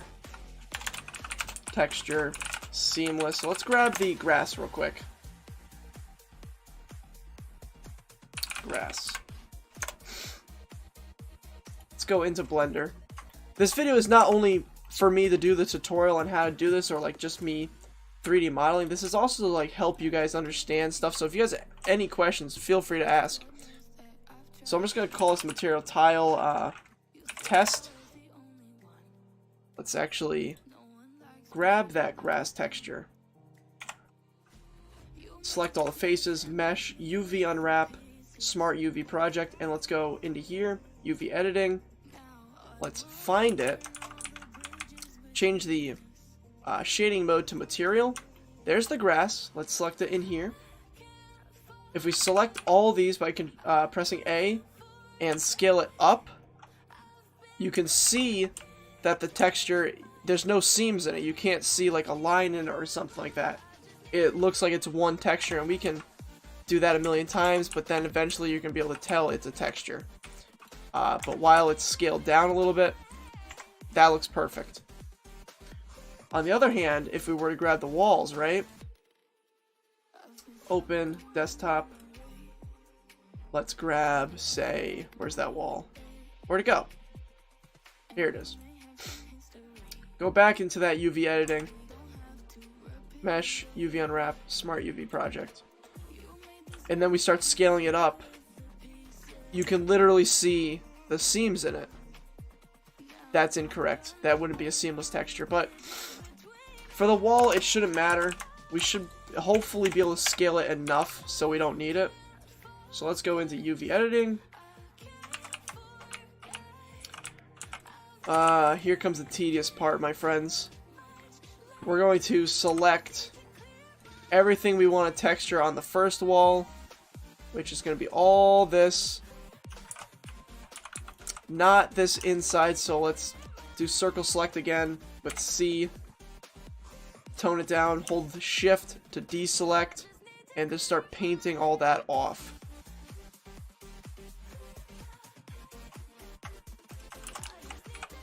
Leave it. We'll grab these too. We'll even take the inside of it for a texture.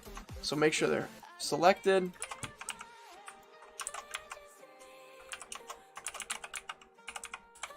Okay, cool. And now, oh, forgot the bottom one. I'm going to mesh UV unwrap just that one wall. Oh, what's going on there? Excuse me? Deselect that. We don't need any of these outside ones because you can't see them. You don't need anything underneath because you can't see them. Okay, so now that we have that, what what is going on over here. Select that. Select that. Just trying to make sure everything we need is selected right now. Okay, that should be good. Good enough, right? Yeah. So let's go mesh, UV unwrap, smart UV project, just unwrap that one wall. There it is. We can rotate it so it's actually the correct orientation. Let's bring in that texture. And as you can see, that actually worked out pretty well. We probably can't scale it at all. Yeah, we can't scale it at all because of the way that texture works, but there we go. That's our first destroyed wall. And then we just need to do that on every single side. So obviously we need to select just this one wall over here. Excuse me. Mesh, smart UV project.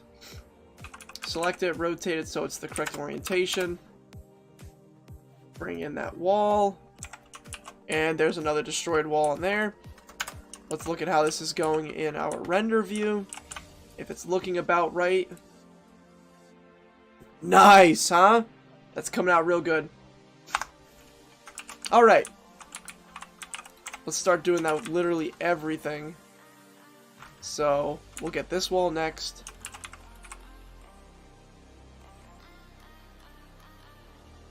I like to use this painting tool because then you can just unpaint everything you don't want. Mesh, UV unwrap, smart UV project. Get the wall in there. Nice. Same exact thing. 3D modeling does get very repetitive over time. You do use the same like 10 commands over and over again. And just do the same thing a million times over. Unwrap it. Is that the correct orientation? Why is there a hole right here? What is that? Oh, we don't need these. Okay, perfect. Unwrap that. Let's get that wall texture in there. Looks good. Same thing for this one wall. Mesh, unwrap, smart, yup. Let's actually rotate it 90. And then with this one, since it doesn't take up the whole texture, we can actually move it to exactly where we want it. Which I think right there looks pretty nice. And then our final main room wall. You make it look so easy, I still don't have a full room. Bro, I've been doing this since I was like, I think 11 years old. I just turned 21 over the last weekend. I've been doing this stuff for a long time, dude. You just get very used to it. Like I said earlier, 2.79 is the version I'm running. It's the one I learned on. It's the one I found is most easiest. Oh, did that wrong. 180. Yeah, that looks good. I mean, obviously it's not 100% perfect because there's a seam right here that doesn't match up. But for a simple little indie video game, this is going to work out just fine. We can obviously go back later and make touch-ups and stuff. But for the gist of it, this is how it's going to be. For this one, since I don't care that this is a little closet area, I'm just going to unwrap all these together.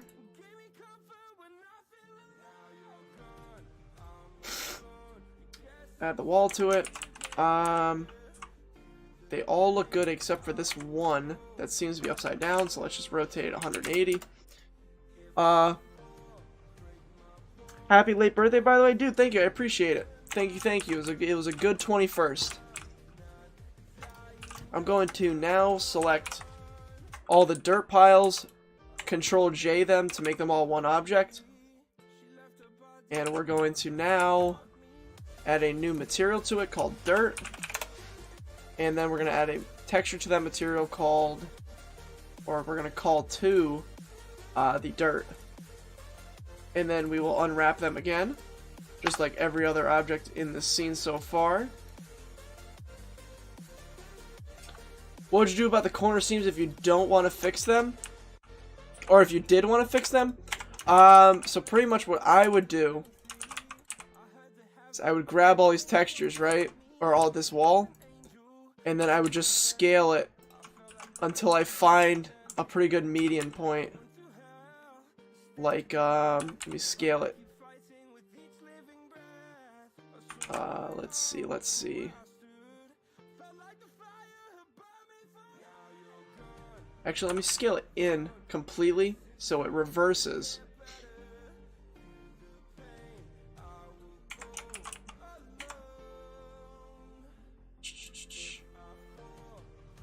A lot of like micro things to change. See that? Now it kind of matches up with the other texture, how this is together. And now it just looks like it's more like one seam compared to how it was before, which was this. We changed it to that, which looks a little more uniform with the rest of the texture. Except the top here is a little off. We could fix that by going like that, I think. Nope, we can't do that because it's one texture. If it was seamless, you can do that really easily. Same thing with this one, how this is a little bit off here. Let's just grab that and kind of play around with it until we find a good stopping point, like right there. Now it looks like it's a point from the other side. So we got before, after, before, after. That's pretty much all you have to do is just figure out where it goes in the texture map. I'm not obviously going to do that for every single side because it's just a quick little tutorial to show you guys what's up. This dirt, it can be scaled up. And obviously this is a seamless texture, so we can do this as much as we want. There's no seams in the texture. Nice. Oh, my bad. Alright. We can even look at it in a rendered view, which it's really coming together. Ignore the floor. The floor is getting the wall texture, which it's not going to stay like that.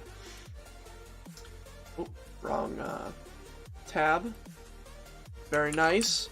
Let's actually start adding the floor texture in. So we just want... Okay, this is a good example. So now we have an object that's going to have two separate textures. So the top of it is going to get a floor texture, and this bottom is all going to get concrete. So what I'm going to do is... I'm going to add a new texture. I'm going to call this concrete, okay? And what we're going to do now is actually select everything that's going to be that concrete, right? Which is just this. As you can see, nothing up here is selected. We click that concrete material and press assign, okay? So now everything down here is concrete, while everything up here is still the wall texture. So we will... select all. I'm going to use that circle select with C, hold shift and deselect all that concrete. Alternately, we could have grabbed everything, grabbed the concrete texture, and then said deselect. So now, the only thing selected is that floor. Create a new material. We're going to call that floor, and assign it. So now if I press A a couple times to deselect everything, I press the floor and press select. It only selects the floor, deselect it. Press concrete, select, it only selects concrete. Pretty cool. Alright. So I'm going to select that floor, add a material to it, or a texture, my mistake. What floor did I want to use though? Did I actually find a floor texture? It was the planks I found, which I kind of don't want to use the planks. So let's go back on Google and find a floor texture. Destroyed floor texture. Or not even destroyed. Just a dirty floor. And let's look for a seamless, preferably. You can have it work without a seamless texture. It's just way easier to be doing.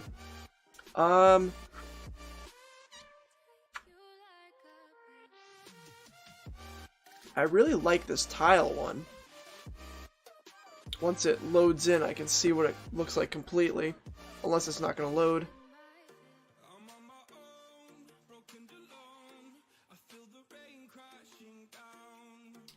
Or even, that looks a little too clean for what I'm making. This one looks really nice, or even this. This one's probably the one I'm going to roll with, I think. Yeah, that looks real good. Actually, you know what? I changed my mind again. Sorry, I didn't plan for this at all. I'm going to have that as the basement floor. And then the top floor. Can I find a dirty wooden floor?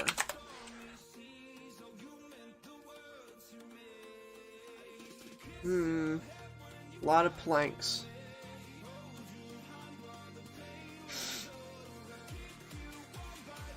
I like this because it's kind of like scratched up. I hope this texture loads in because I can't use it if it's this pixelated. That's too bad. What is this? Those are planks. That's the same one.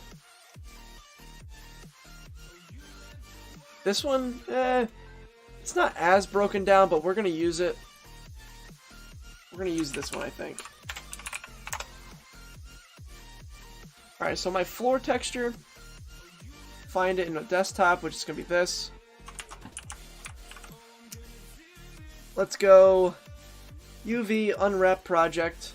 Texture automatically gets assigned to it. Now we just gotta... Oh, didn't want to do that. Let's just play around with it now to get the size we need. Oh yeah, that looks good. That looks real good. I'm glad. It looks a little stretched, if you ask me. So what we can do is we can scale it on the Y, so it looks a little less stretched and more condensed. That looks nice. Oh yeah, I'm happy with how this is coming out. Don't you just love it when a project does what you want it to do? This is awesome. So now, because this same object, that's the floor, the walls, and the basement floor, the floor for the basement needs a new texture. So I'm gonna select all the flooring in the basement, create a new texture called floor B for basement, assign it, and let's do the concrete first. So I just messed up. Deselect, grab the concrete, select, nice. Let's go into the desktop, get the concrete texture, which is this one. And that already looks pretty okay. I'm gonna redo its UV though. That looks a little bit better. Go into UV editing. Scale them up a tad. Oh, as you can see, look, it said it was seamless, and guess what? It's not a seamless texture. That is fine. We're gonna make it work because the player's not really gonna be able to see this too much. So let's get it to a good size. All we need to do is pretty much hide the ugly seam enough where he can't see it. So if we're up here, he won't be able to see that seam that's in this corner. And even if he does, it's a basement, you won't really care. Yeah, a lot of this stuff with 3D modeling is really just hiding stuff from the player. I don't know if you guys ever have, but if you ever flown out of a map on a game, a lot of the stuff starts to get broken. And that's just the developers hiding stuff. It's nothing bad, it's just dev stuff, you know what I mean? Mesh, UV unwrap. Tile is usually something that can be tiled very easily because it is seamless as it is. That looks good. It's a little stretched, so we'll scale it on the X. That looks good. So now our player can actually look directly down in that basement. Let's get a good seam in that corner though. So that way they think we actually tiled the floor down there. Nice. Alright. What's next? These rusty little cans. I'm just going to look up a rust texture. I know so many people have asked you this, but when do you think you'll make a jump scare tutorial? Okay, let me type this real quick. What kind of jump scare should I do?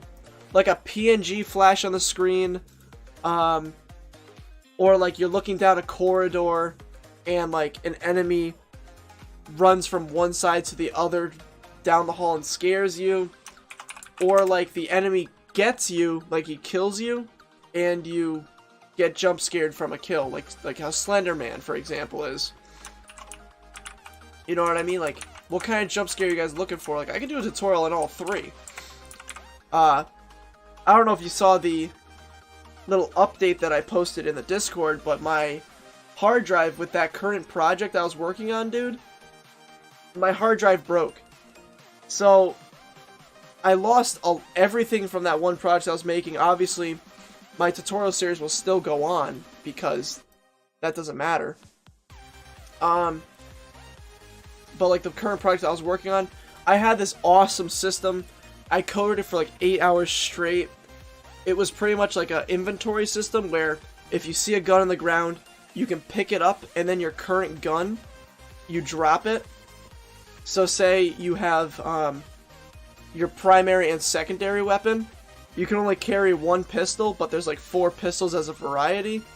So you can pick up one, drop the other. Same thing with primary. You find an AK-47, but you have an M4. You drop the M4. You get the AK. That took me like 8 hours to develop. I completely lost that script, and I'm very upset about that. But, you know, life goes on, and I'll rebuild it one day. This rust texture is not seamless, but it's a little asset, so it's not going to matter.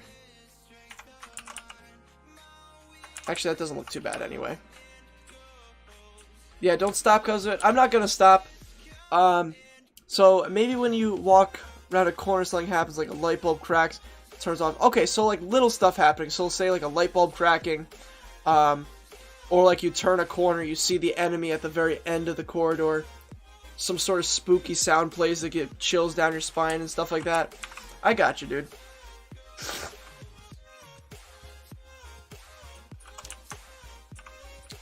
Okay.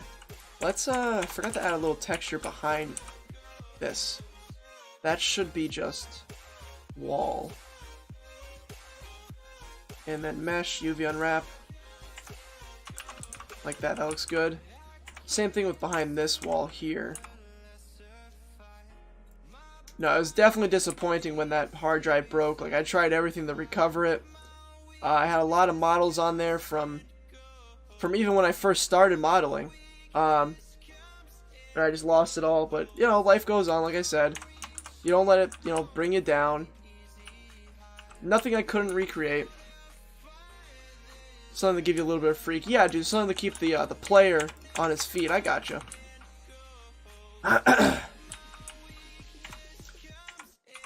Okay, now this might be a little bit of a pain to do. I'm just gonna grab all this. Unfortunate what happened to the hard drive, but hey, it happens. Just like Nasty said, don't stop because of it. I won't be stopping because of it. Like, I'll tell you guys, when I started live streaming on YouTube, honestly, I played a lot of Minecraft, Call of Duty, Fortnite, stuff like that. It took me 2 years just about to get 2,000 or 2,500 subscribers. I've had this account, User One Productions, for about, oh man, I have no idea. How long have I had this account for? 3 months, 4 months? And I'm already at 500 subs? Like, that's crazy. It's crazy how quick I'm growing on this one. Okay, we need to rotate this. No, we didn't. I lied. But we did need to scale it so they look like planks. Something like that. Nice. These ones I'm actually just gonna put them all together and do the same thing with.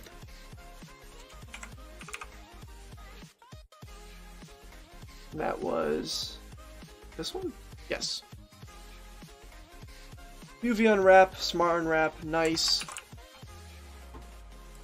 And then UV editing to make sure we got the textures all correct.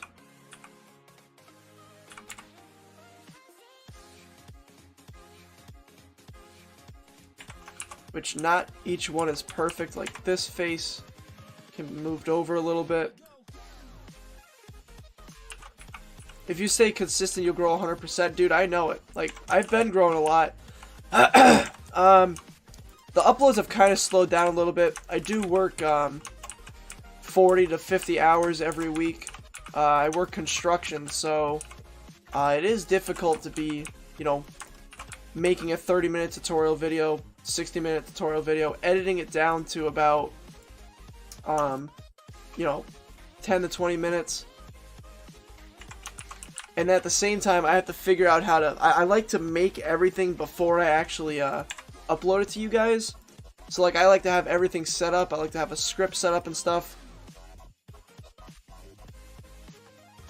Blend the dirt into the ground. Make it look a little less fake. The way we could kind of do that is if we grabbed, like, this tool. Oh, I got rid of the texture. And kind of brought it out like this a little bit. Again, something a little more tedious. That's something more you would do in Unity. You could add, say, another exact shape to this underneath it. Keep it a little transparent. Actually, maybe we could do that here. Let me try that real quick. So if I did Control D, brought it under, scaled them up. I gotta do them individually, unfortunately. Z, I want this plane. We would have to bring it up a little bit.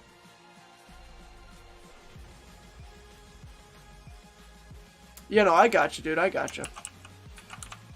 So what we would do, I think, is I would scale this down to 0. So that way there's no, you know, anything coming out of it. I'd put it down on the ground like this. And then now I gotta kind of replicate that shape to an extent.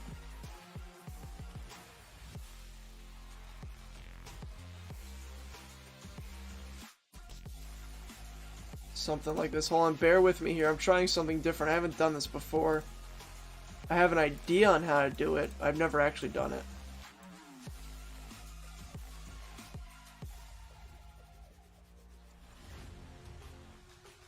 So if we get this shape on the ground, right? Oh, where am I? I'm in the basement. We get this type of shape, and then we go to transparency. Where is that? In the material tab. Let's go transparency. Alpha, we bring that down.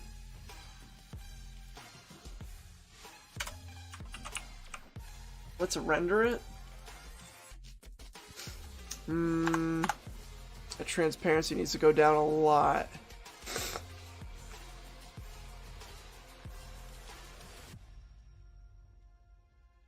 Oh, we can also turn specular down because it's not specular. That means shiny, pretty much. Just want to turn it down so much that you only see a little bit of dirt coming from the... why ain't that working? I mean, kind of works, kind of doesn't work. Oh, now those are transparent. I forgot that's the same texture. Don't waste your time on it. I know, I was just trying to get it, you know, looking somewhat right. Like you're saying, that does look pretty fake. But this is probably the best way of doing it, just kind of playing around with the edges to get it that little extra shape of it not being rounded, but kind of more random.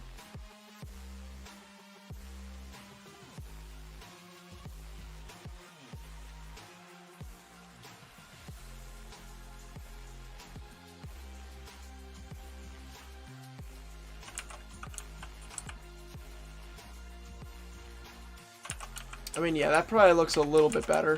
And that's probably somewhat the best that you can get it compared to rounded like that. I'm only going to do it that one pile for the tutorial's sake. Let me texture these windows, which I'm just once again going to use some wood texture on it. Which texture do I want, though? Maybe I do the same thing as the floor. Yeah, like that. That looks pretty... no, it doesn't. It looks awful. Some of the UVs aren't lining up.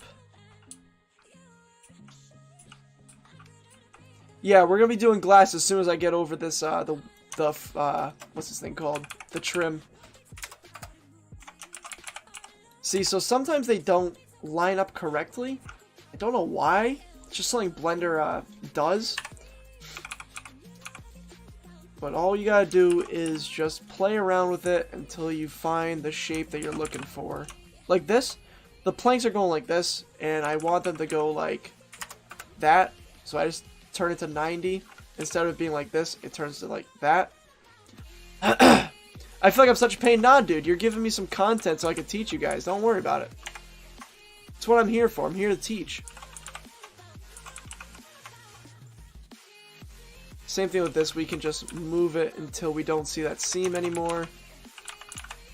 Same thing with this one down here. Like I said, I'm not the best at 3D modeling. Like, I know what I'm doing. And my models look pretty A-okay for an indie developer. But I'm definitely not a professional at this. Okay, now the door trim. It's gonna get floor, mesh, UV unwrap. Let me take a sip of water. My throat is feeling so dry right now. Hold on. Oh. Like I said earlier, I'm getting over a cold right now, so yeah. All right, let's fix this door up a little bit.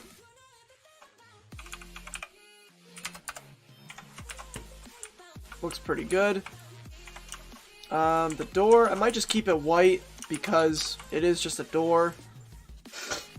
Maybe I'll make it like grayish because it's dirty-ish. You know what I mean? It's in a dirty house.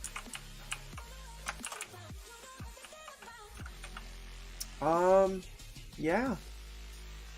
Let's do those windows real quick. So, kind of glitches out in Blender a little bit, like, you know, everything else inside Blender. Not a huge deal, because we can go into Unity and fix that. What you do is you create a new texture, or material. I'm going to give it a light blue, very light blue. I'm going to turn the intensity of the specular up to about 0.8-ish. Hardness, I'm going to turn down to about 35. Then turn transparency on. I'm going to turn alpha to, like, really low. Maybe, like, 0.3-ish. This Forensnet, whatever this word is right here on the side of alpha, I'm going to do to, like, 1.0. And let's see what those windows look like. Yeah, perfect. And then, obviously, you could change the tint. You can do it back to white if you want. I just always prefer them to have a little bit of blue tint. Something like that. And then, obviously, you can make it look even better in Unity with the node editor and stuff. You can do that in Blender, but sometimes it doesn't convert correctly over to Unity. These I forgot to make part of the texture. Mesh, UV unwrap. That'll work. That'll work. Let's go down here. Give this thing a texture. Just real quick, because it's not a big deal what this looks like, because it is just in the basement as a background object. Probably shouldn't have the same texture as the floor, though.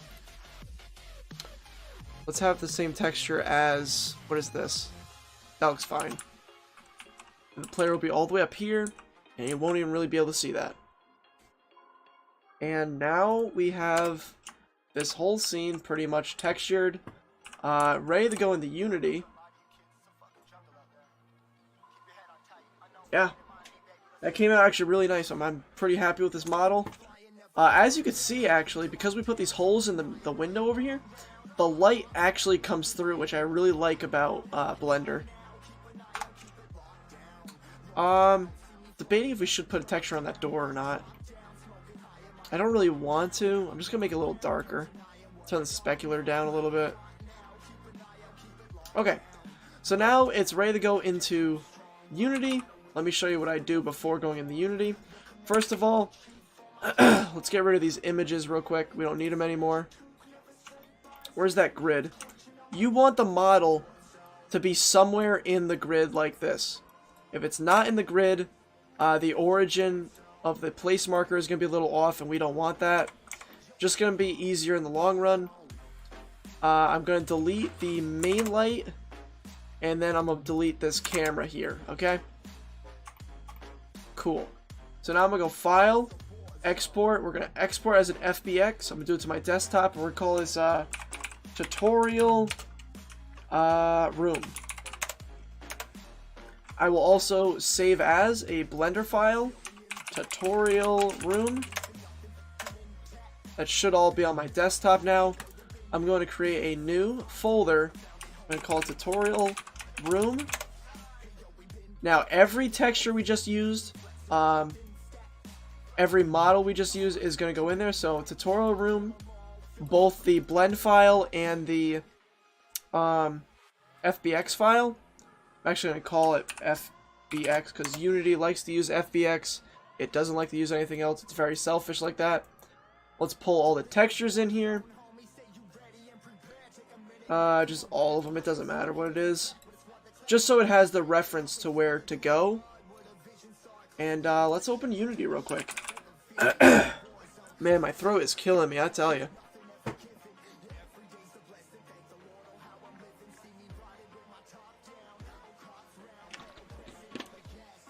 Horror series project. Yep, here it is, guys. Here's where I had to restart everything.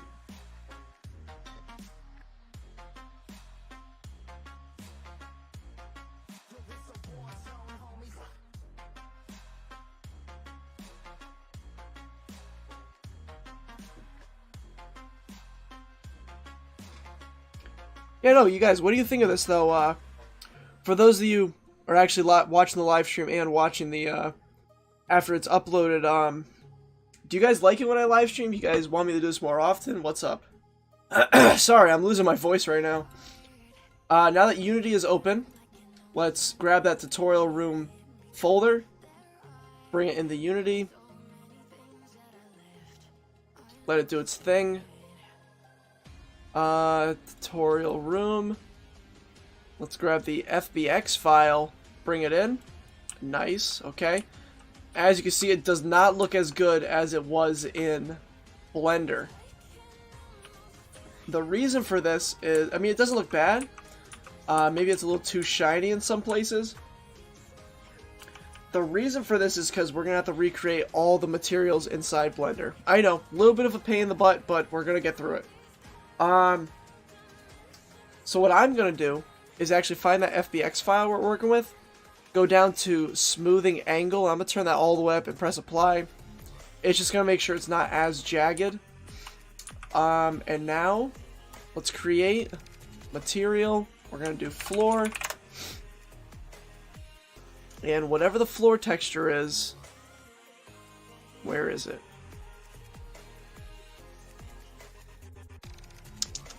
It's not that. Oh, it's floor, duh. So grab it, put it into the texture. Smoothness, I'm going to turn all the way down. Metallic map, I'm going to turn that all the way down. Let's bring it in, put it on the floor. So we got before and after. Before, after. It kind of gives a little more life to it. We can actually try to give it a normal map. We can simply do this by grabbing the original floor texture, duplicate it. I'm going to call it floor N for normal. And in texture type, do normal map and press apply. And it's going to turn purple. Now in the material, put that in the normal. And let's see what that did. What it's going to do is actually add a little bit of depth to it. So here it is with nothing. Here it is with 1. It just adds a little bit of depth to it. Not too much, but it's going to add something to it. I think you should make more live streams, in my opinion. They're way better than videos because at the end of the streams, they'll turn into videos. This is very much true, my friend. This is very much true.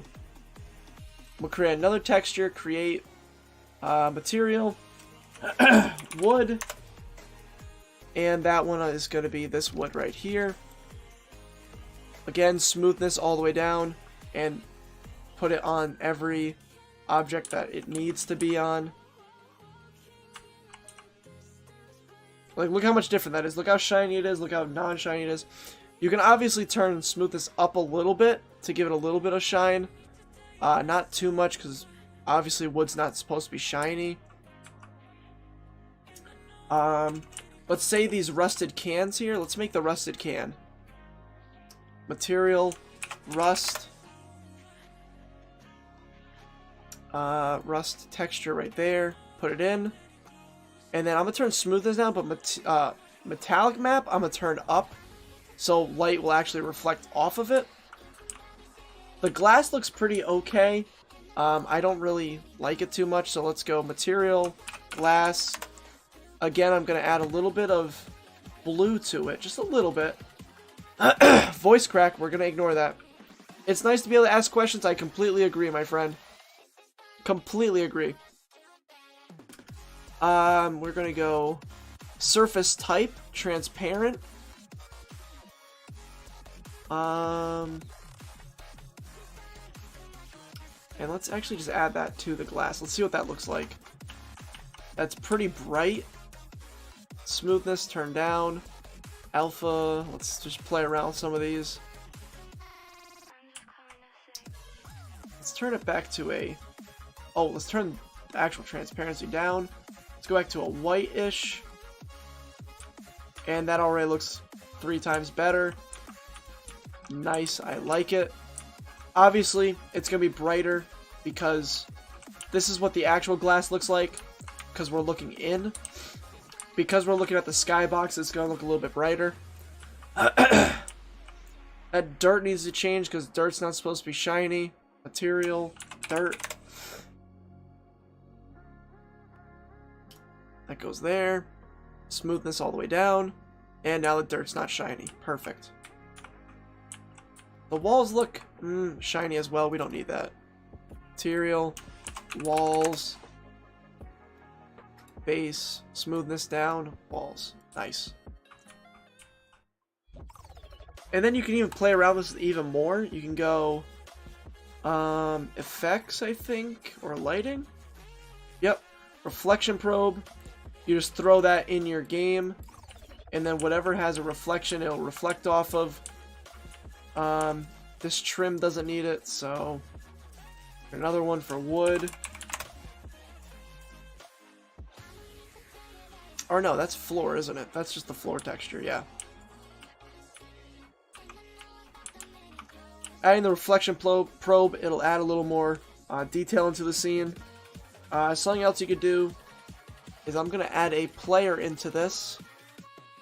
Do I not have him in here? Where is it? Player? Okay. Don't have a player, so let's just go window, asset store. We'll just grab these standard assets for now.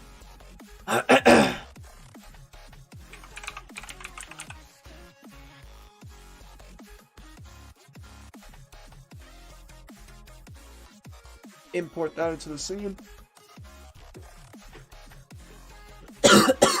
Excuse me.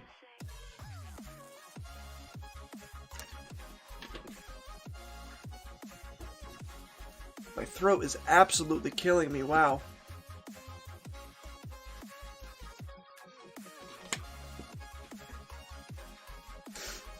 Much better.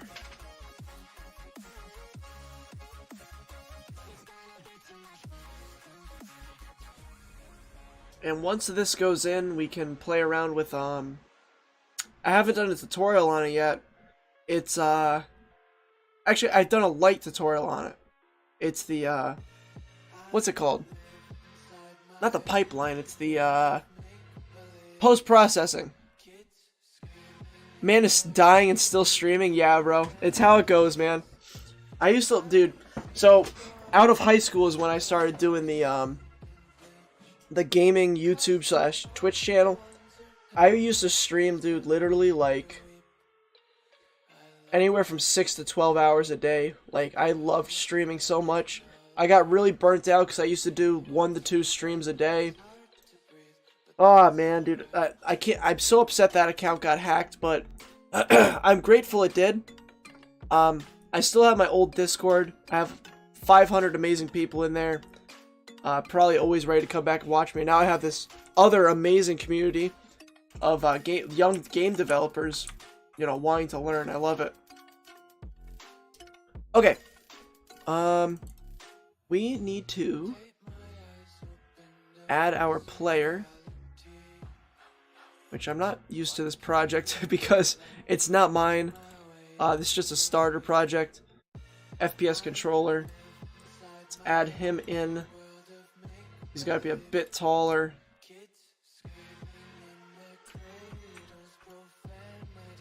Oh, something else that is a must when you do something from Blender to Unity.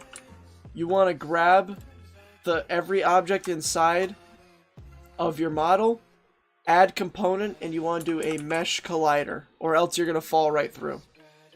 So, oh, we got an error. What's going on here? If you guys get this error from the standard assets, clear everything, and whatever doesn't clear, find it. Where is it? Hello? I did not want to open Visual Studio. GUI text, simple activator menu. You find that script and just delete it. It's out of date and does not work. How would you add visible? Oh, I can't even speak. Visible body to the player? Are you talking about like arms or just like the little collider? Because he has a mesh renderer to him. He should. If not, you could just add a game object to him. Check it out, guys. Our destroyed little room in action. Like I said, he can look down, see that there's a basement, play around in here a little bit, and yeah. You can see legs. Legs is the hardest part adding to it, because you would need a separate animator controller to him. Usually what I do is I'll go over it real quick with you guys. Asset store. I'm just going to grab a character. I'm just going to type in a male for now. We'll go free. Can I search for free? Hello?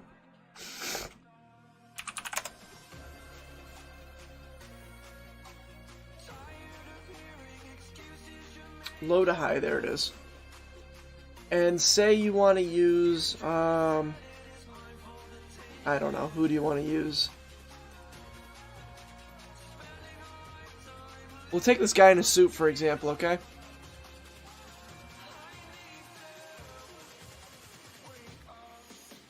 So to actually add his legs in, you would need an animation, you would need an animator controller and a script saying that the animation plays forward when pressing W, backwards when pressing S, and then side to side when pressing A or D.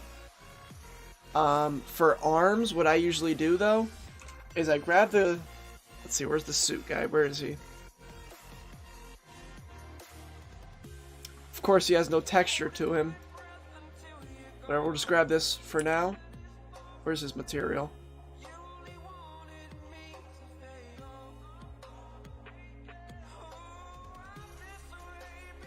Oh, that's why, because I'm using the universal pipeline.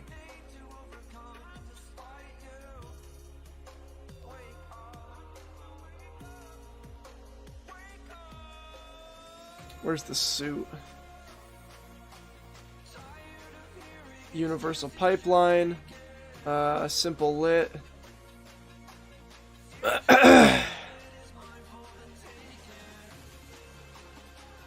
Better. Much better.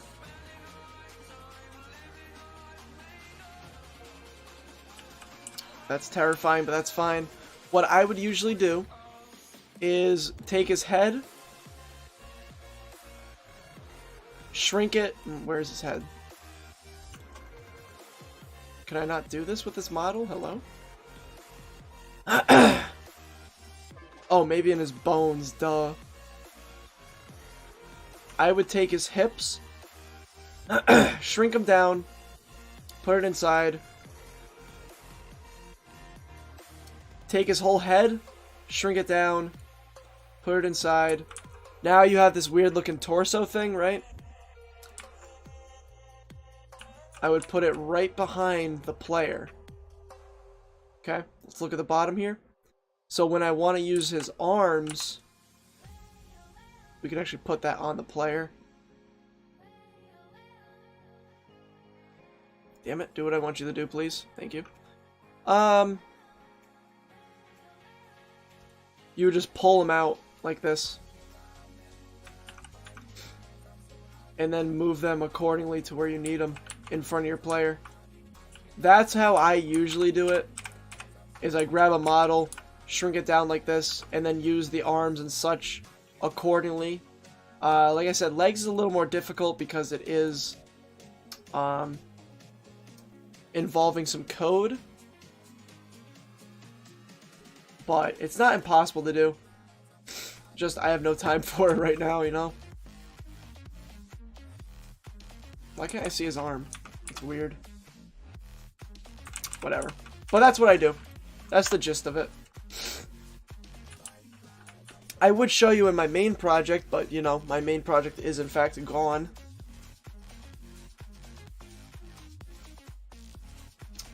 What else can we do to make this a little bit better before I end this stream? We can add a post-processing layer to him. Where is it? Save. Is this it? Yeah. I'm sure there's a tutorial out there. I'm sure enough I'll cover legs in a future tutorial. Not tonight. I have to go to bed soon. I gotta wake up early for work, but definitely one day in the future for sure.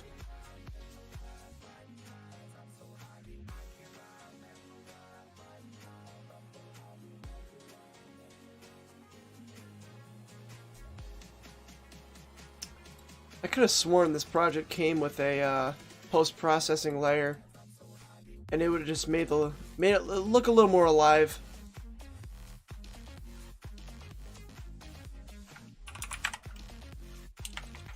I guess not. Okay. Well, then then that's where I'm gonna have to end it. Let's look at it one more time. Let's go change our FOV a little bit.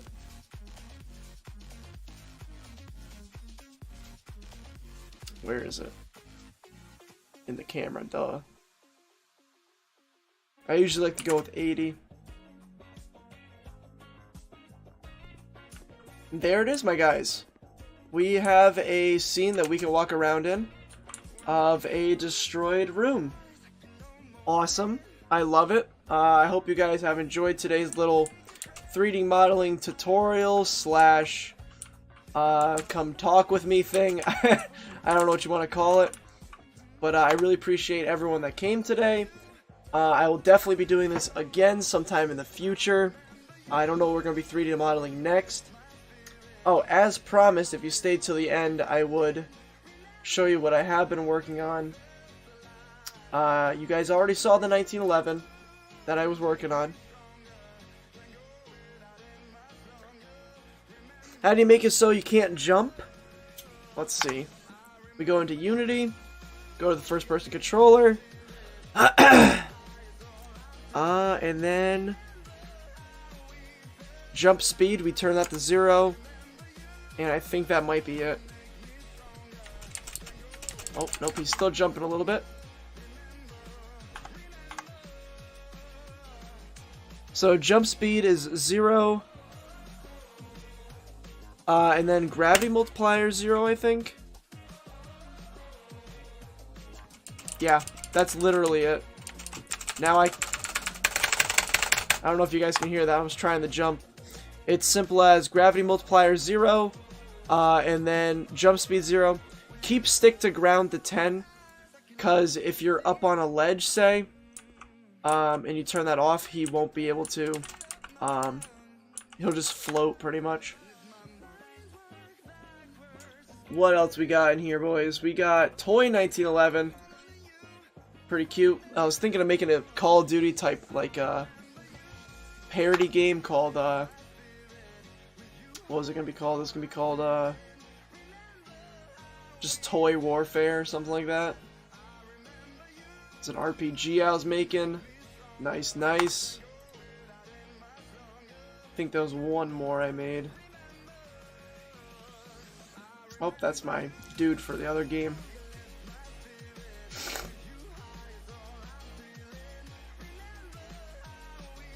I think that was the only two I was working on, guys. But yeah, that's going to be pretty much the end of the tutorial for today. I hope you all have enjoyed today's live stream / video, depending when you're watching it. If you have enjoyed it, remember to drop me a like, subscribe if you're new, click that notification bell so you don't miss another upload by me. And I'll catch you all in the next tutorial. Thank you all for showing up. This is User One Production signing off for now. I'll catch you in the next one. Peace.